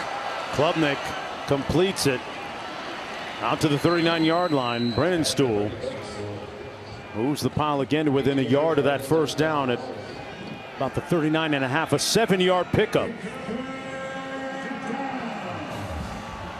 A third down and short. Maffa to the left of quarterback Klubnik. He gets the call, gets the first down, and then some. Omar Graham stopping him after a 5-yard pickup. Maffa with good chemistry with his quarterback. Here's what he had to say. Had just had a lot of growth. Him growing as a leader, growing as a quarterback. Better reads, confident. And that's why we are where we are right now. And you can see it in the run game and in the pass game. We've seen it today. 55 yards rushing from Cade Klubnik. Most of those on quarterback scrambles. 17 of 25 throwing the ball. Incredibly efficient. They keep it on the ground. Maffa dancing between the tackles. Picks up 4 yards. Under 6 minutes to go here in the third quarter. Clemson Tigers coming in 3-1 off a win last week against Stanford, 40-14. Before that, a win against North Carolina State convincingly. App State before that. And Clemson needed to run the ball better. And Q, didn't Dabo Swinney say something to you about just that coming out of half? Yeah, we were talking about the run game, and so much of it has been the quarterback, Cade Klubnik, and his scrambles. So they wanted to get Maffa going. Klubnik delivering downfield on the post, incomplete. He overshoots his receiver. Antonio Williams being defended by Cypress the second. It'll be 3rd down and 6. They've talked about him committing to those deep shots and being aggressive, right? And he's been high on a few balls today. That one a little bit overthrown. Antonio Williams didn't have a chance to adjust on it, or didn't see it very well to be able to. But I think Cade Klubnik, the deep ball is something that there's still a little bit of room for improvement. On 3rd and 6.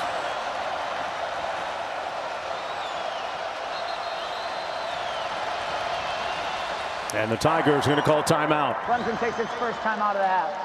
Dabo says this team has vets on it that still have scars, but also enthusiasm.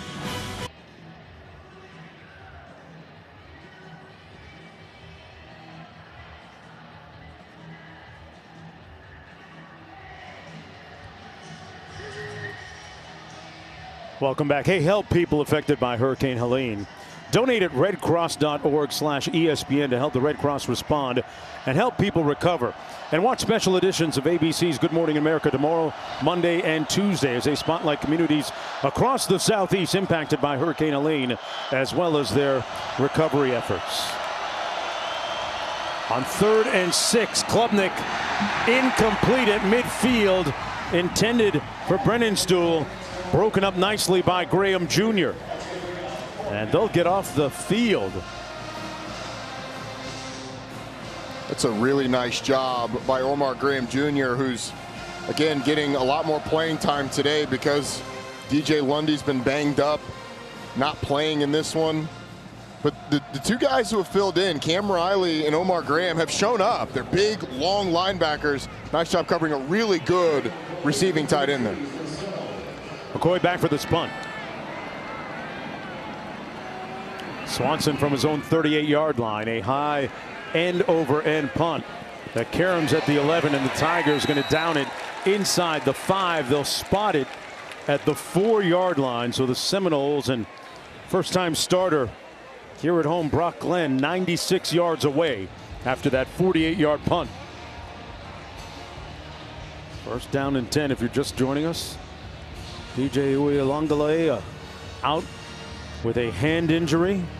Was injured last week in their loss against SMU. And Brock Glenn, with his first ever opportunity here at Florida State to have a whole week of practice knowing he was going to be QB1.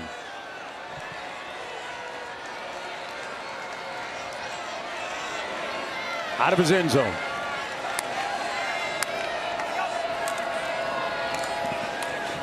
They keep it on the ground with Toafili. And nowhere to go for him. A 1-yard gain on the play.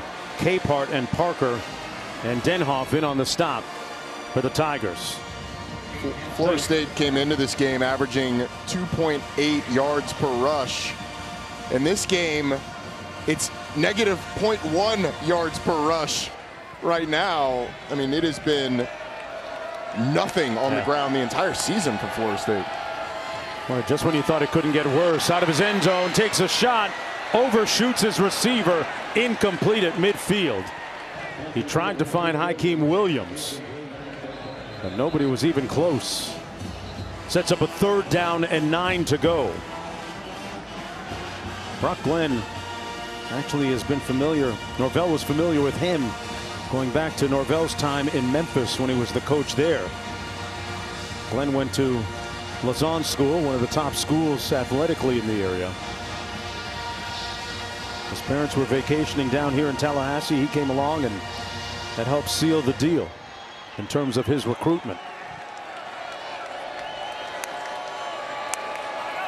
On 3rd and 9. Incomplete at the 15-yard line for Ja'Kai Douglas. Looked like it hit him in the hands, and he couldn't squeeze it. Ended up being a tough ball to catch for Ja'Kai Douglas, but it was really because there was a little bit of pressure in Brock Glenn's face, and he tried to reset and throw it almost sidearm. Wasn't the most accurate throw we've seen from Brock Glenn tonight, and Clemson is able to get off the field on 3rd down. And they should end up with pretty good field position after this punt by Mastromano. Out of the shadows of his own goalposts. A line drive spiral, returnable at the 40-yard line. Here's Antonio Williams. And Williams brought down right around the 44, 45-yard line. It'll be 1st down and 10 for Klubnik after that 54-yard punt. Hey, next Saturday, 8 Eastern, our ACC Network primetime game has NC State hosting Syracuse at Carter Finley Stadium in Raleigh. In fact, the ACC Network huddle crew will be there all day long starting at 11 a.m. Big win for Syracuse on the road at UNLV in an overtime game last night. It was a lot of fun, and NC State, scary scene with Grayson McCall going down. Saw that. Tough loss for them today against Wake Forest. UNLV's first loss of the season, right? Was, yeah. You wonder what it does for their potential path to being the highest rated Group of 5 team, which would be an automatic bid in the college football playoff. Klubnik.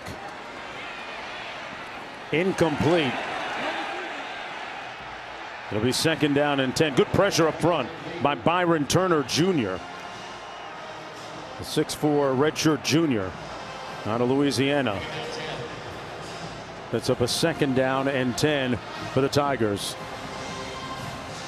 No scoring so far here in the 3rd quarter.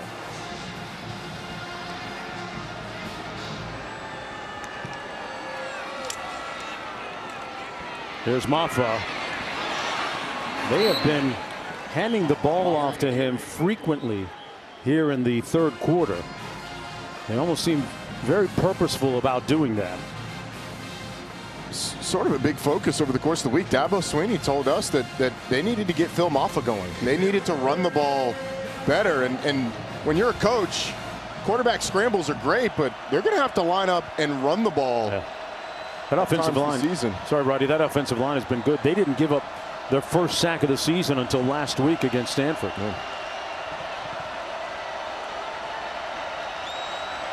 3rd and 7. Brennan Stool in motion, now sets. On a quick slant, caught for the 1st down, and then some. T.J. Moore, who had a touchdown reception a little bit earlier, picks up 16 and moves the chains. Young man. It's a nice job by TJ Moore. I mean, this is just a contested catch slant. He turns his head. The ball's already in the air. He's able to reel it in.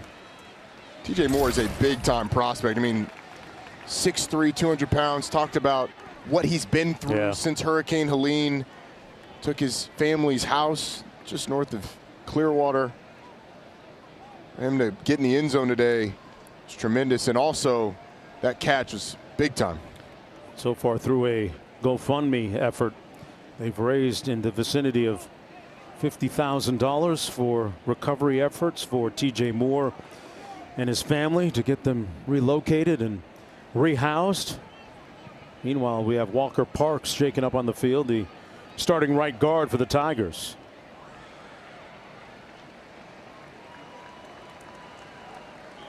Talked about how good that offensive line has been all year.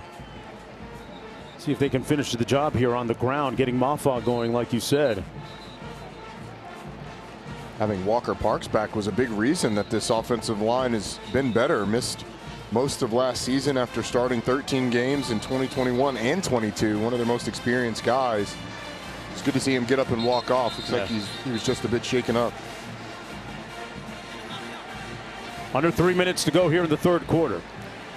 Mark Jones, Roddy Jones, Quint Kessenich here on the JOB as Clemson looks for its 4th win of the season.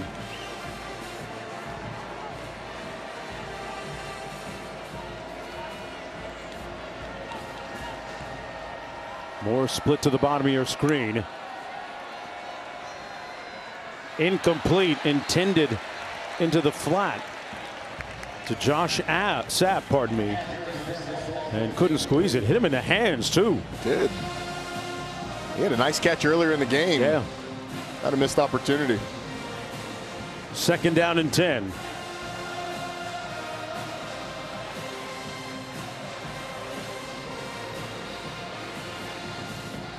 Marching Chiefs still into the game a little bit. Yes. Mafah motions out of the backfield. Klubnik made a nice move, but he's brought down at about the 24-yard line by Joshua Farmer. One of the better stories on that defense. Her defensive coordinator, Adam Fuller, causes a lot of disruption up there. When teams say Florida State has talent, the first guy that they mention often is Joshua Farmer, number 5. This guy's going to play in the NFL probably for a long time, as disruptive as he can be at defensive tackle. 3rd and 8. On the out.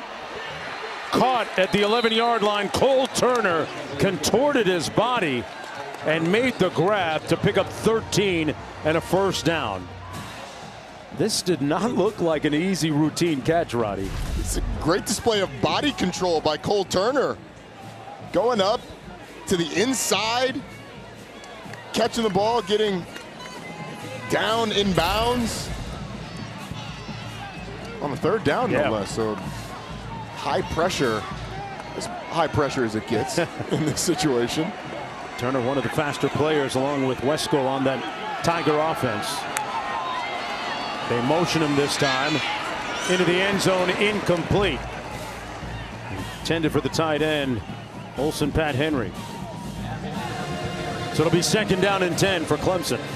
Clemson thought that when they sent that motion across the formation that the corner, Fintrell Cypress, was going to follow the motion all the way across. Well, he passed the receiver off to the other defenders and blitzed off the edge, which forced Cade Klubnik to have to let it go.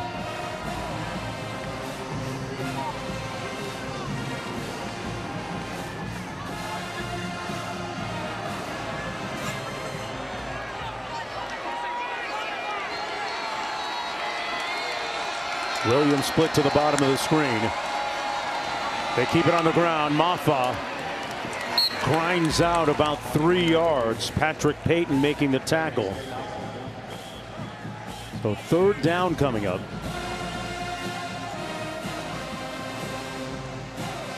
Mafah was a guy that they said they wanted to be purposeful about making sure he had success today.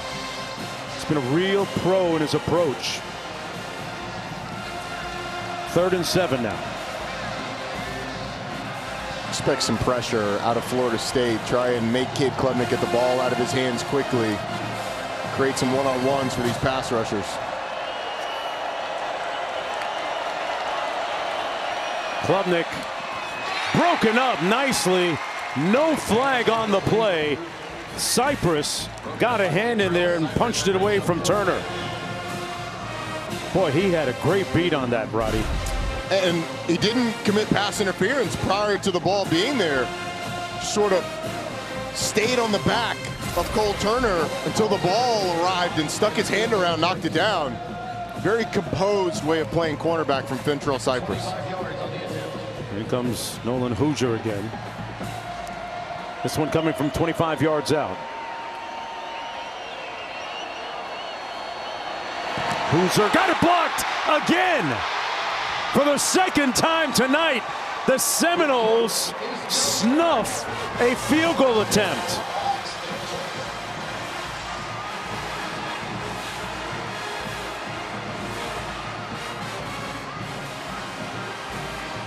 A huge defensive surge. Look at this side of the field goal block. A surge right through. Patrick Payton's in there. We got Shaheem Brown in there. It's the same side that had the block before as well, before it came off the edge. But Patrick Payton able to get that big, long arm up in the air and block the field goal. They said they scouted something on tape that they were going to be able to exploit in special teams, and they've done it twice. On the ground, that's Cam Davis. I don't know if you want to take any positives from this, but Clemson's dominated this game, but Florida State has shown up in some key areas that's kept it within reason. Clemson 391 yards of offense. Feels like they should be up a lot more. Yeah, if you look at the raw numbers, Roddy, and then looked at the scoreboard, it would be difficult to reconcile the two. Yeah, it doesn't add up.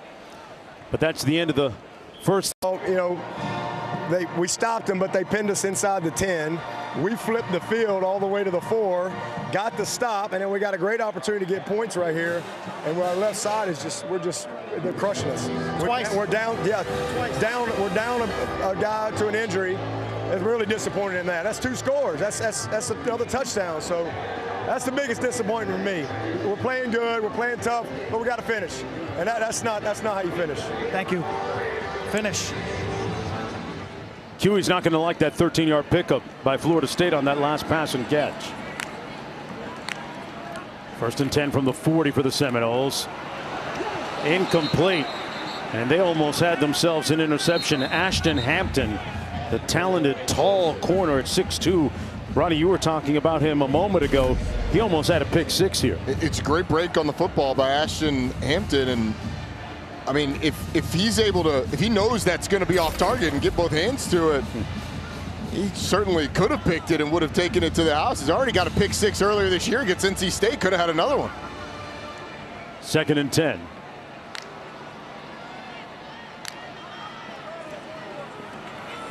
They run the counter down to the 42-yard line. Toafili picked up 2 yards, sets up 3rd and long, and another errant snap here. Brock Glenn having to go up and get it a little bit. We've seen one that he's kind of had to jump for. One went way over his head for a 17-yard loss. That one directly right at his head. You're a baseball guy. He needs that catcher's mitt for the knuckleballer. Maybe the first base mitt. Try and wrangle that thing a little bit bigger. 3rd and 8. They go empty. Pass is complete, but short of the first down. Malik Benson made the catch, but Terrell was right there to stop him short of midfield even. And it's 4th down, and the Seminoles are going to go for it after the 6-yard pickup. Converted their first 4th down that they went for earlier in this game.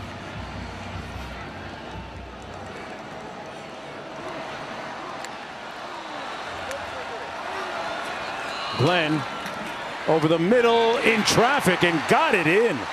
Another dart, a laser, complete to Ja'Kai Douglas for the first down. How about Ja'Kai Douglas just posting up, going and past the first down sticks, And just like a basketball post-up, giving the defender on his back, raising his hand saying, dish me the ball. Brock Glenn puts it on him. First down and 10.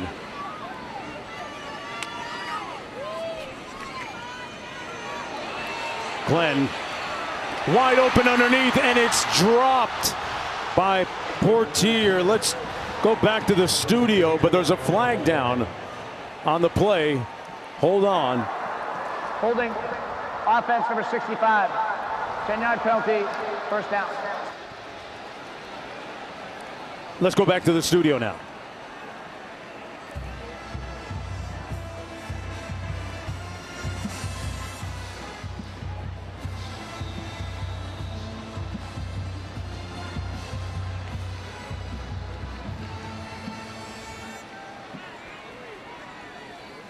Right back here, they've moved it back.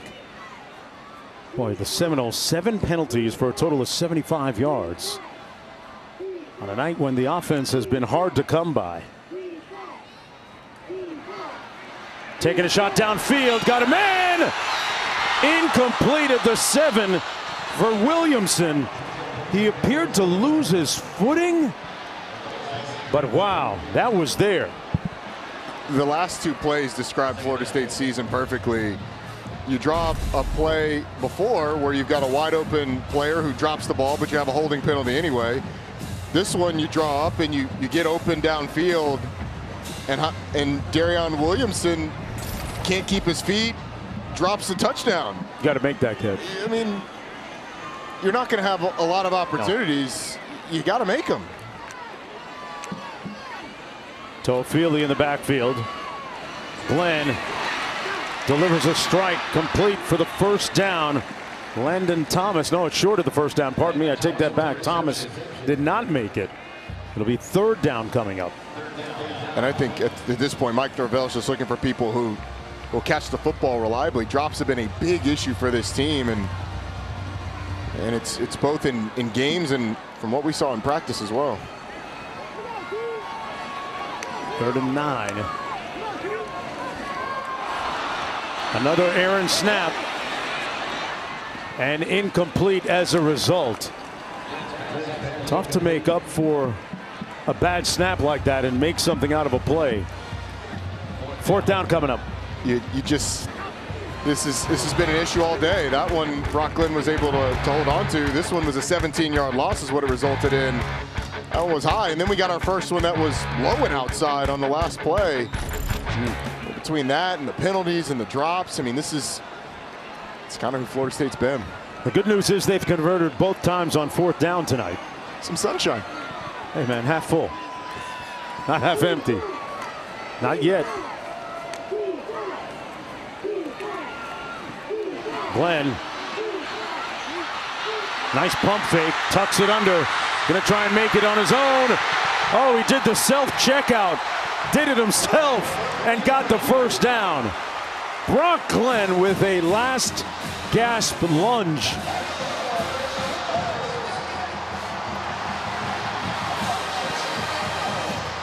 He was a little bit shaken up, but how about the fight from Brock Glenn? It's been really good on the 4th downs that they've had. This is an element of the offense that they did not have with DJ Uiagalelei, and we haven't seen it a lot from Brock Glenn, but I think it's something that Florida State should utilize more. His ability to make plays on the ground. Looked comfortable doing it. Yes, he did.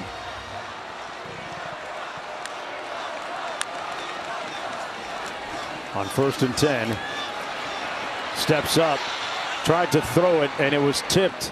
It was wobbly coming out of his hand. Trey Williams putting pressure on him. It'll be 2nd down and 10. Does a nice job of maneuvering in the pocket, but Jaheim Lawson creates the first pressure, and then up the middle, Trey Williams gets a hand out there on Brock Glenn. I mean, he had nowhere to go. He goes left and there's pressure. He goes right and there's pressure. He climbs in the pocket and there's pressure. They were on him like white on rice. Yes, they were. I mean, yes, they were.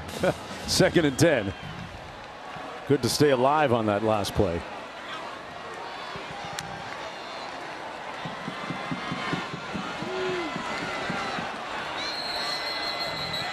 It looks like the Seminoles are going to burn one of their timeouts here.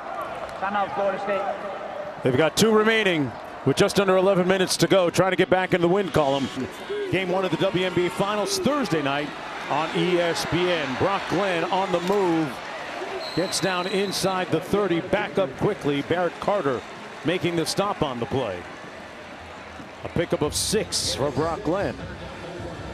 I think you have to like what you've seen on the whole from Brock Glenn. And it's not all about the production, but it's about the attitude and the energy that he's brought with his legs and just his moxie. There's something to him. 3rd and 4. 4th down territory. Throws a dart. Complete to Hakeem Williams, still on his feet. And down within the shadow of the 10-yard line. 1st and 10, Florida State. Brock Glenn in a nice rhythm. He is. I think that ball squirted out. And lucky for them, Amari Williams was able to jump on it. Going to place it at the 12. Seminoles moving with brevity right now.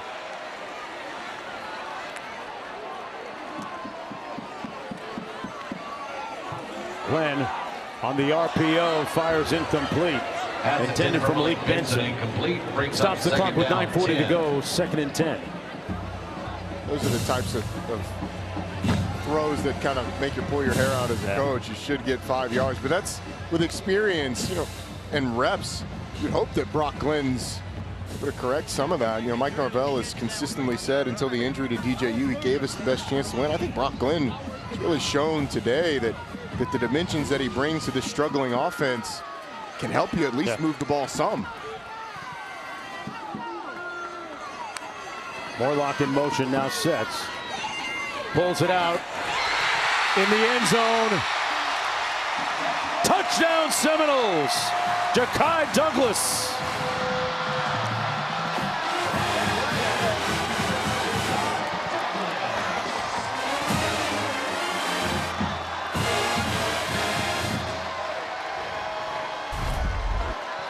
Ja'Kai Douglas just beats his man inside. And a nice throw on the money by Brock Glenn. And now Florida State in a situation where they're going to go for 2. Try and cut this deficit to 8 if they can. Makes it a potential 1-score game. A little over 9.5 to go. Cam Davis in the backfield. And we're going to have a timeout called by Clemson. For the try, Clemson takes its 2nd timeout of the half. Well, keep in mind, folks, that last year Clemson was in control for about 47.5 minutes before the Seminoles rallied to win the game in overtime, something that wasn't lost on Clemson and their coaching staff this week. No, it was not. And they wanted to come out and play well, kind of in a revenge kind of way, because they felt like they should have won that game last year. But Dabo Swinney's got to be frustrated. His team has dominated this game. And yet, with the conversion here, this is really interesting. And surprisingly interesting if Florida State's only down by 8. Clemson, that 1 timeout that they have left, having to take those 2 timeouts, might come back to haunt them. Number 15 Clemson against unranked Florida State, coming in at 1-4 on a day that saw Vanderbilt upset number 1 Alabama. And back to the field on the 2-point attempt. Glenn fires, incomplete.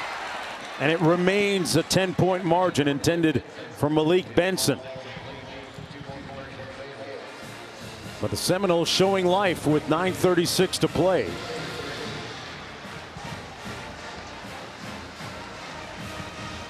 Said it was a crazy week. The Vanderbilt Commodore fans, Klubnik the latest. Trying to put this game on ice, but a feisty Florida State squad right now, refusing to give up.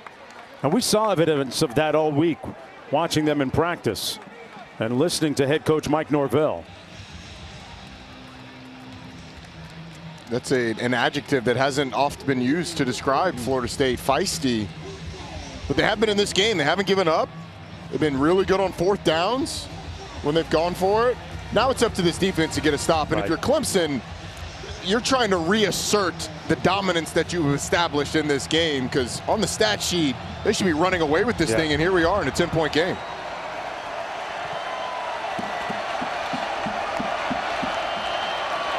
Between the tackles, they gash that front.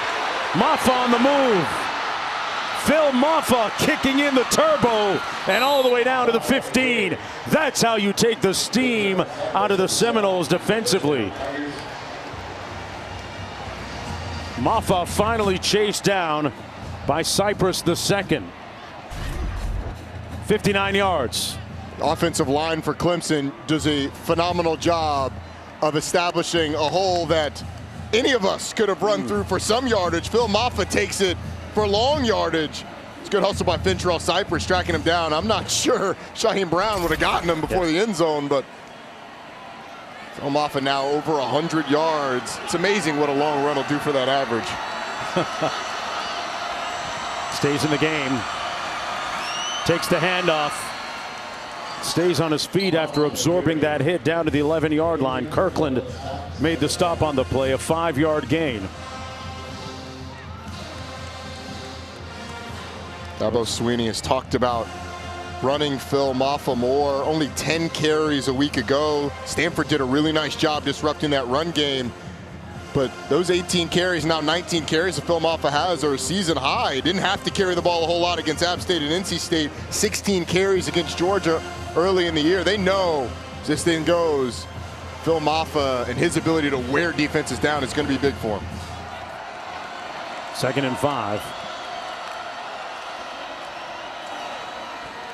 They keep it on the ground. And this time Maffa maybe gained a yard on the play. He's been a real wonderful example for his teammates in the way that he approaches his work from day to day, week to week. Very fastidious, very detailed in his approach. Let's go down to Q. Look how slow Clemson is operating right now. Loitering in the huddle here, soaking the clock. Even with just less than 8 minutes to go in the game, they're in no rush right now. You got Q in the SAT words. Hey, man, loitering is a perfect description. Thank you, Q. They run a little option into the boundary. You know where to go that time for Klubnik.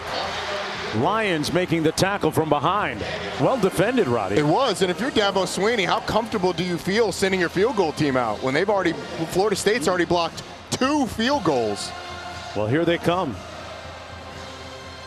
They've made one from 26, had one blocked from 38, consecutive makes after that, and then the last one blocked from 25. It's the left side of that field goal team that Clemson has had trouble with, but the pressure from Florida State is going to come from the right side this time. Who's there? Knocks this one through from 31. The lead back up to 13 with a little over 6.5 minutes to go. The Tigers looking for their 4th win of the season, and Dabo move into the ACC history books.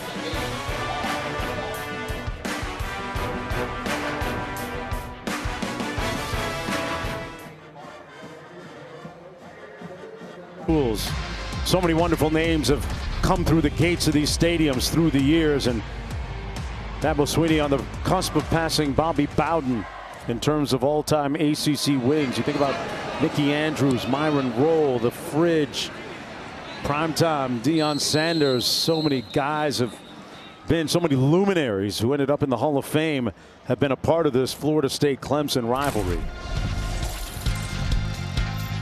As we take a look at our playbook brought to you by Modelo. This is the latest chapter. Really the gumption on that last drive shown by Brock Glenn, who created plays with his legs, including on 3rd and 4th downs, and then a delivery to Ja'Kai Douglas brought them with a chance to bring it to 1 score. They missed the 2-point conversion, kept it at 10. This Florida State defense has been good when Clemson's gotten in the red zone. They've held Clemson to 3 of 5 in the red zone, only 1 of those a touchdown. Let's see if this Florida State offense can stack another win. Up top, Glenn, incomplete, down the far sideline, intended for Danzy. Ball kind of hung up there for a little bit. It looked like Brock Glenn was kind of fading back and little hand fighting up there. Yeah, and then on the back end, it's another example. Makai Danzy just not able to reel it in. The ball is there. He's got two hands on it. Another missed opportunity. 2nd and 10 coming up. Brock Glenn going through his progression and got sacked before he had time to throw it by T.J. Parker, one of their best pass rushers up front. That's his 4th sack of the season. 2 weeks ago, remember, he had that jarring hit against North Carolina State's quarterback that caused a fumble in that game. He's a big timer. He is. He is a next level player. Only a sophomore, still learning those pass rush moves, the craft of the game. But man, he is explosive and really fun to talk to. Caught up with him before the game last week. Phoenix City, Alabama. A lot of good ones out of there. And another sack. They're going to say that he might have been down first, as this time it was Jaheim Lawson in there before Brock Glenn had a chance to throw it. And look who was there to make the catch. Q. No run afterwards, huh? On a clean hop. Okay. Always, my man. I will tell you something about these game balls. They're a little stickier than the ones you use in practice. I tell you that much. These things are sauced up pretty good. Okay. Hasn't helped the Florida State receivers all that much, Q. Yeah, Q uncovering the truth down there. 4th and 15. 7th punt of the evening for Alex Mastromano from Australia. It'll bounce and take a Tiger bounce all the way out to the 46-yard line. Let's go back to the studio.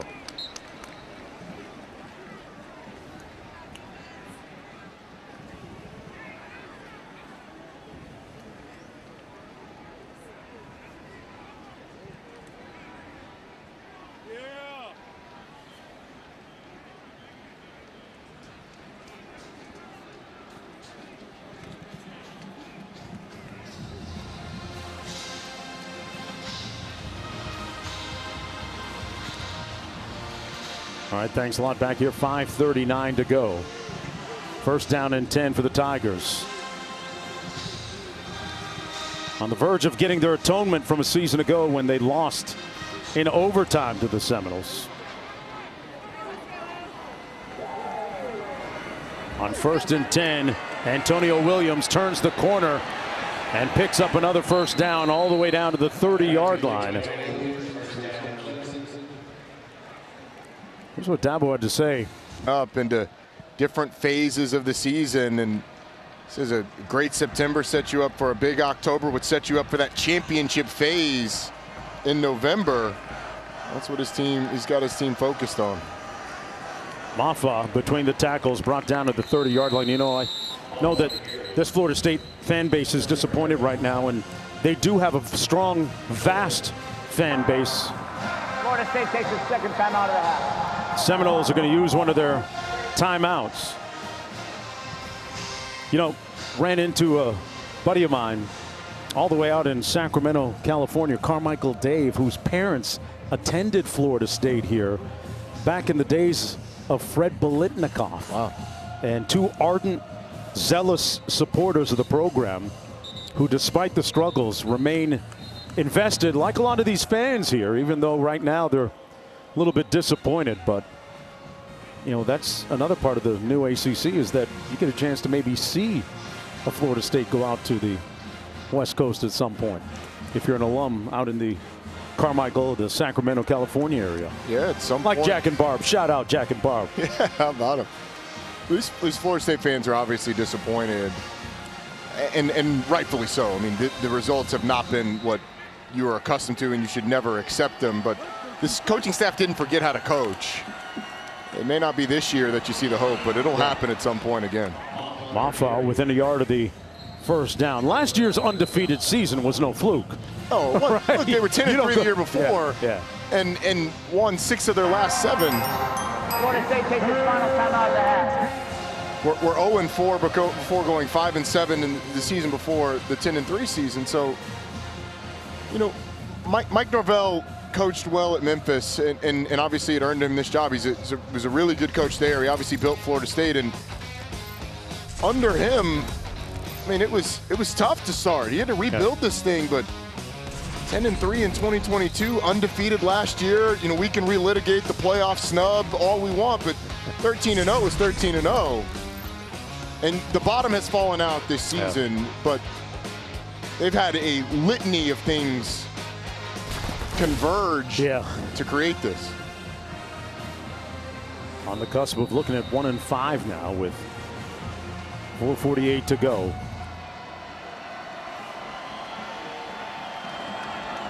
Next week, they'll have a week off and then play at Duke.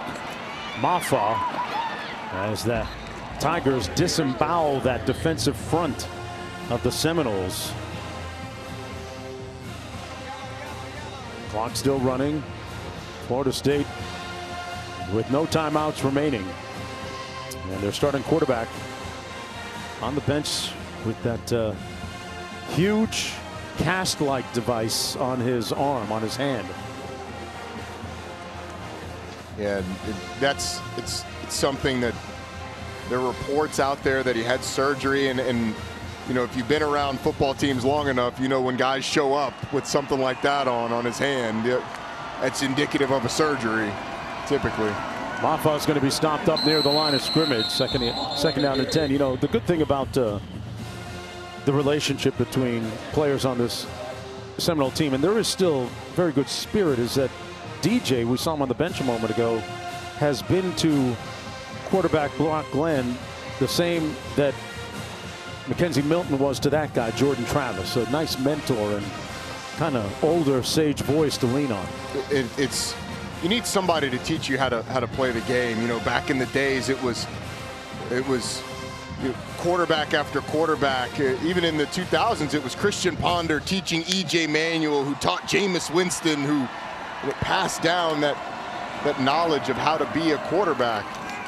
Mafah pounding away for about 2 yards. Who was your vet? Who was your Tashard Choice? Oh man, running backs coach at Texas. Right, we saw him. Yeah, he was a senior when you're a freshman, and you need somebody to just show you the way. Best piece of advice he gave you?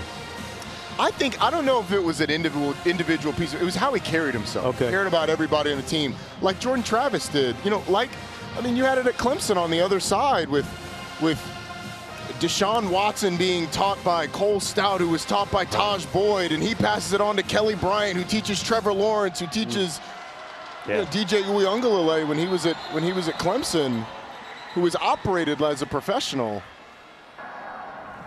Clemson takes its final timeout of the half. A lot of people might forget that DJ was a part of 2 ACC championships at Clemson, which feels like a long time ago. But Jordan Travis, of course, with that standout season last year here at Florida State. And mentorship, such a sometimes overlooked part of the entire equation, right? When you talk about younger players who come into a program and who they're looking at inside the locker room for direction and whose patterns they choose to emulate. It's a great point. In a transfer portal era, you wonder how much of that is lost at times with guys moving from place to place. You know, the receivers that they were counting on coming into this year at Florida State, for example, a Malik Benson, you know, a guy like Jalen Lucas, who was sort of that Swiss Army knife. Those guys didn't get a chance to see how Keon Coleman operated in this offense. So just wonder how much of that's lost. Klubnik hands it up. No, he keeps it. Uses Mafah as a blocker and took a little bit of a hit. I'm not sure that coach wants to see that right now, but sets up a 4th down.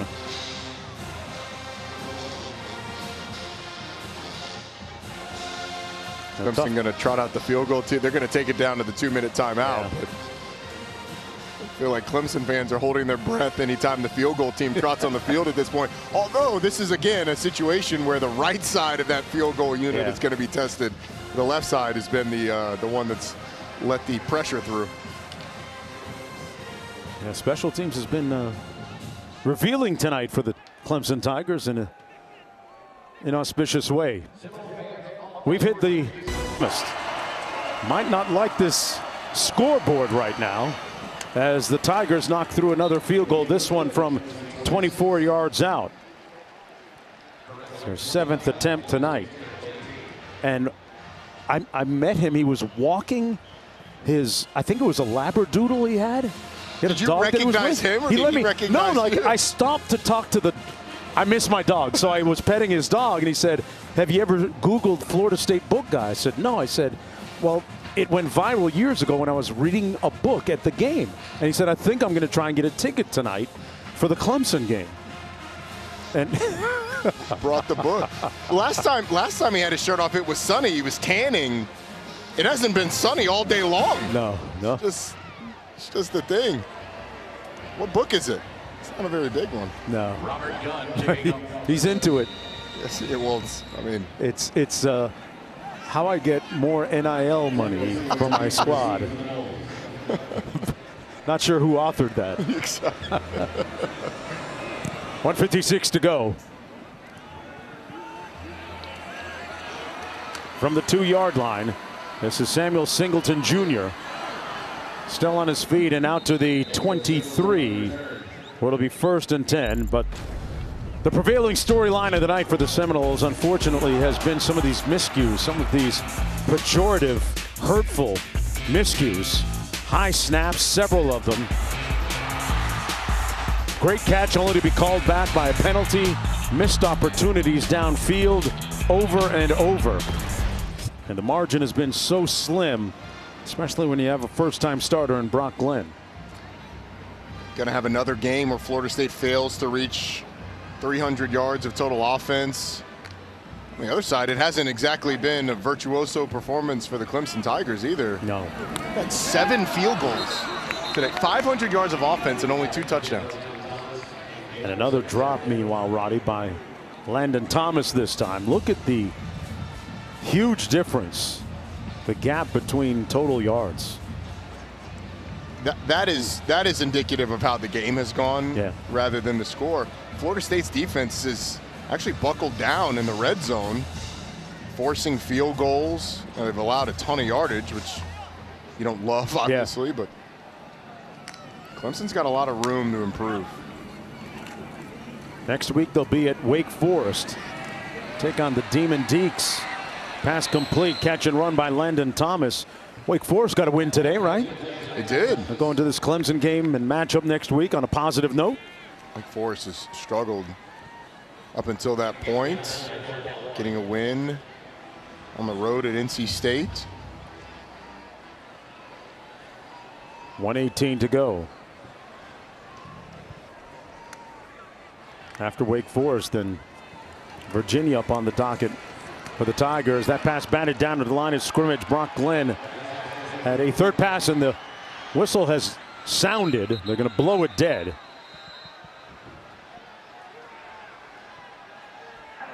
Running on the field is an incomplete pass.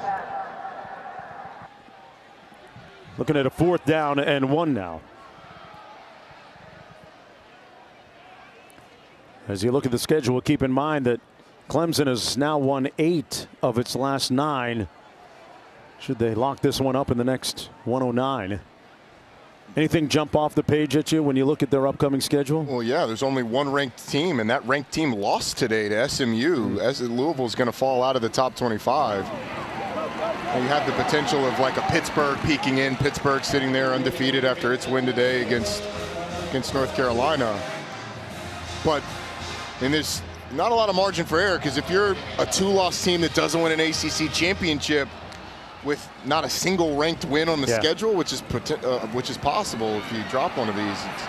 Brock Glenn launches, throw to laser, completed about the 37 to Benson again. A couple of catches on this last gasp effort and drive.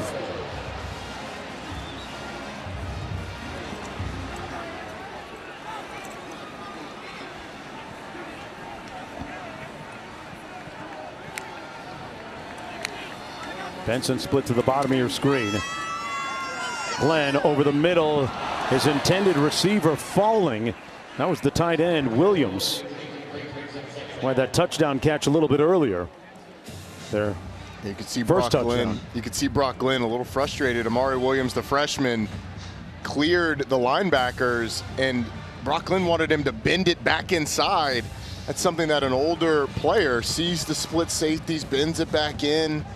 But the youth movement that I think we're going to continue to see from Florida State, with guys like Landon Thomas, Amari Williams playing, Mekhi Danzy, LaWayne McCoy, as true freshmen getting the playing time, you're going to have some of those mistakes. 31 seconds to go. Glenn out of the shotgun. Complete to his tight end, Landon Thomas. And Thomas brought down at about the 37-yard line. How important were these reps for the young quarterback there tonight? They're huge, and he will continue to gain confidence and knowledge as they go, because it feels like it's going to be his team for at least a little while. Here he is doing it himself, sliding in at the 26-yard line, and that's going to do it. The clock hits 0. And Clemson wins it to improve to 4-1. The final score, 29-13. And with that, Dabo Swinney usurps his mentor, Bobby Bowden, as the winningest coach in ACC history.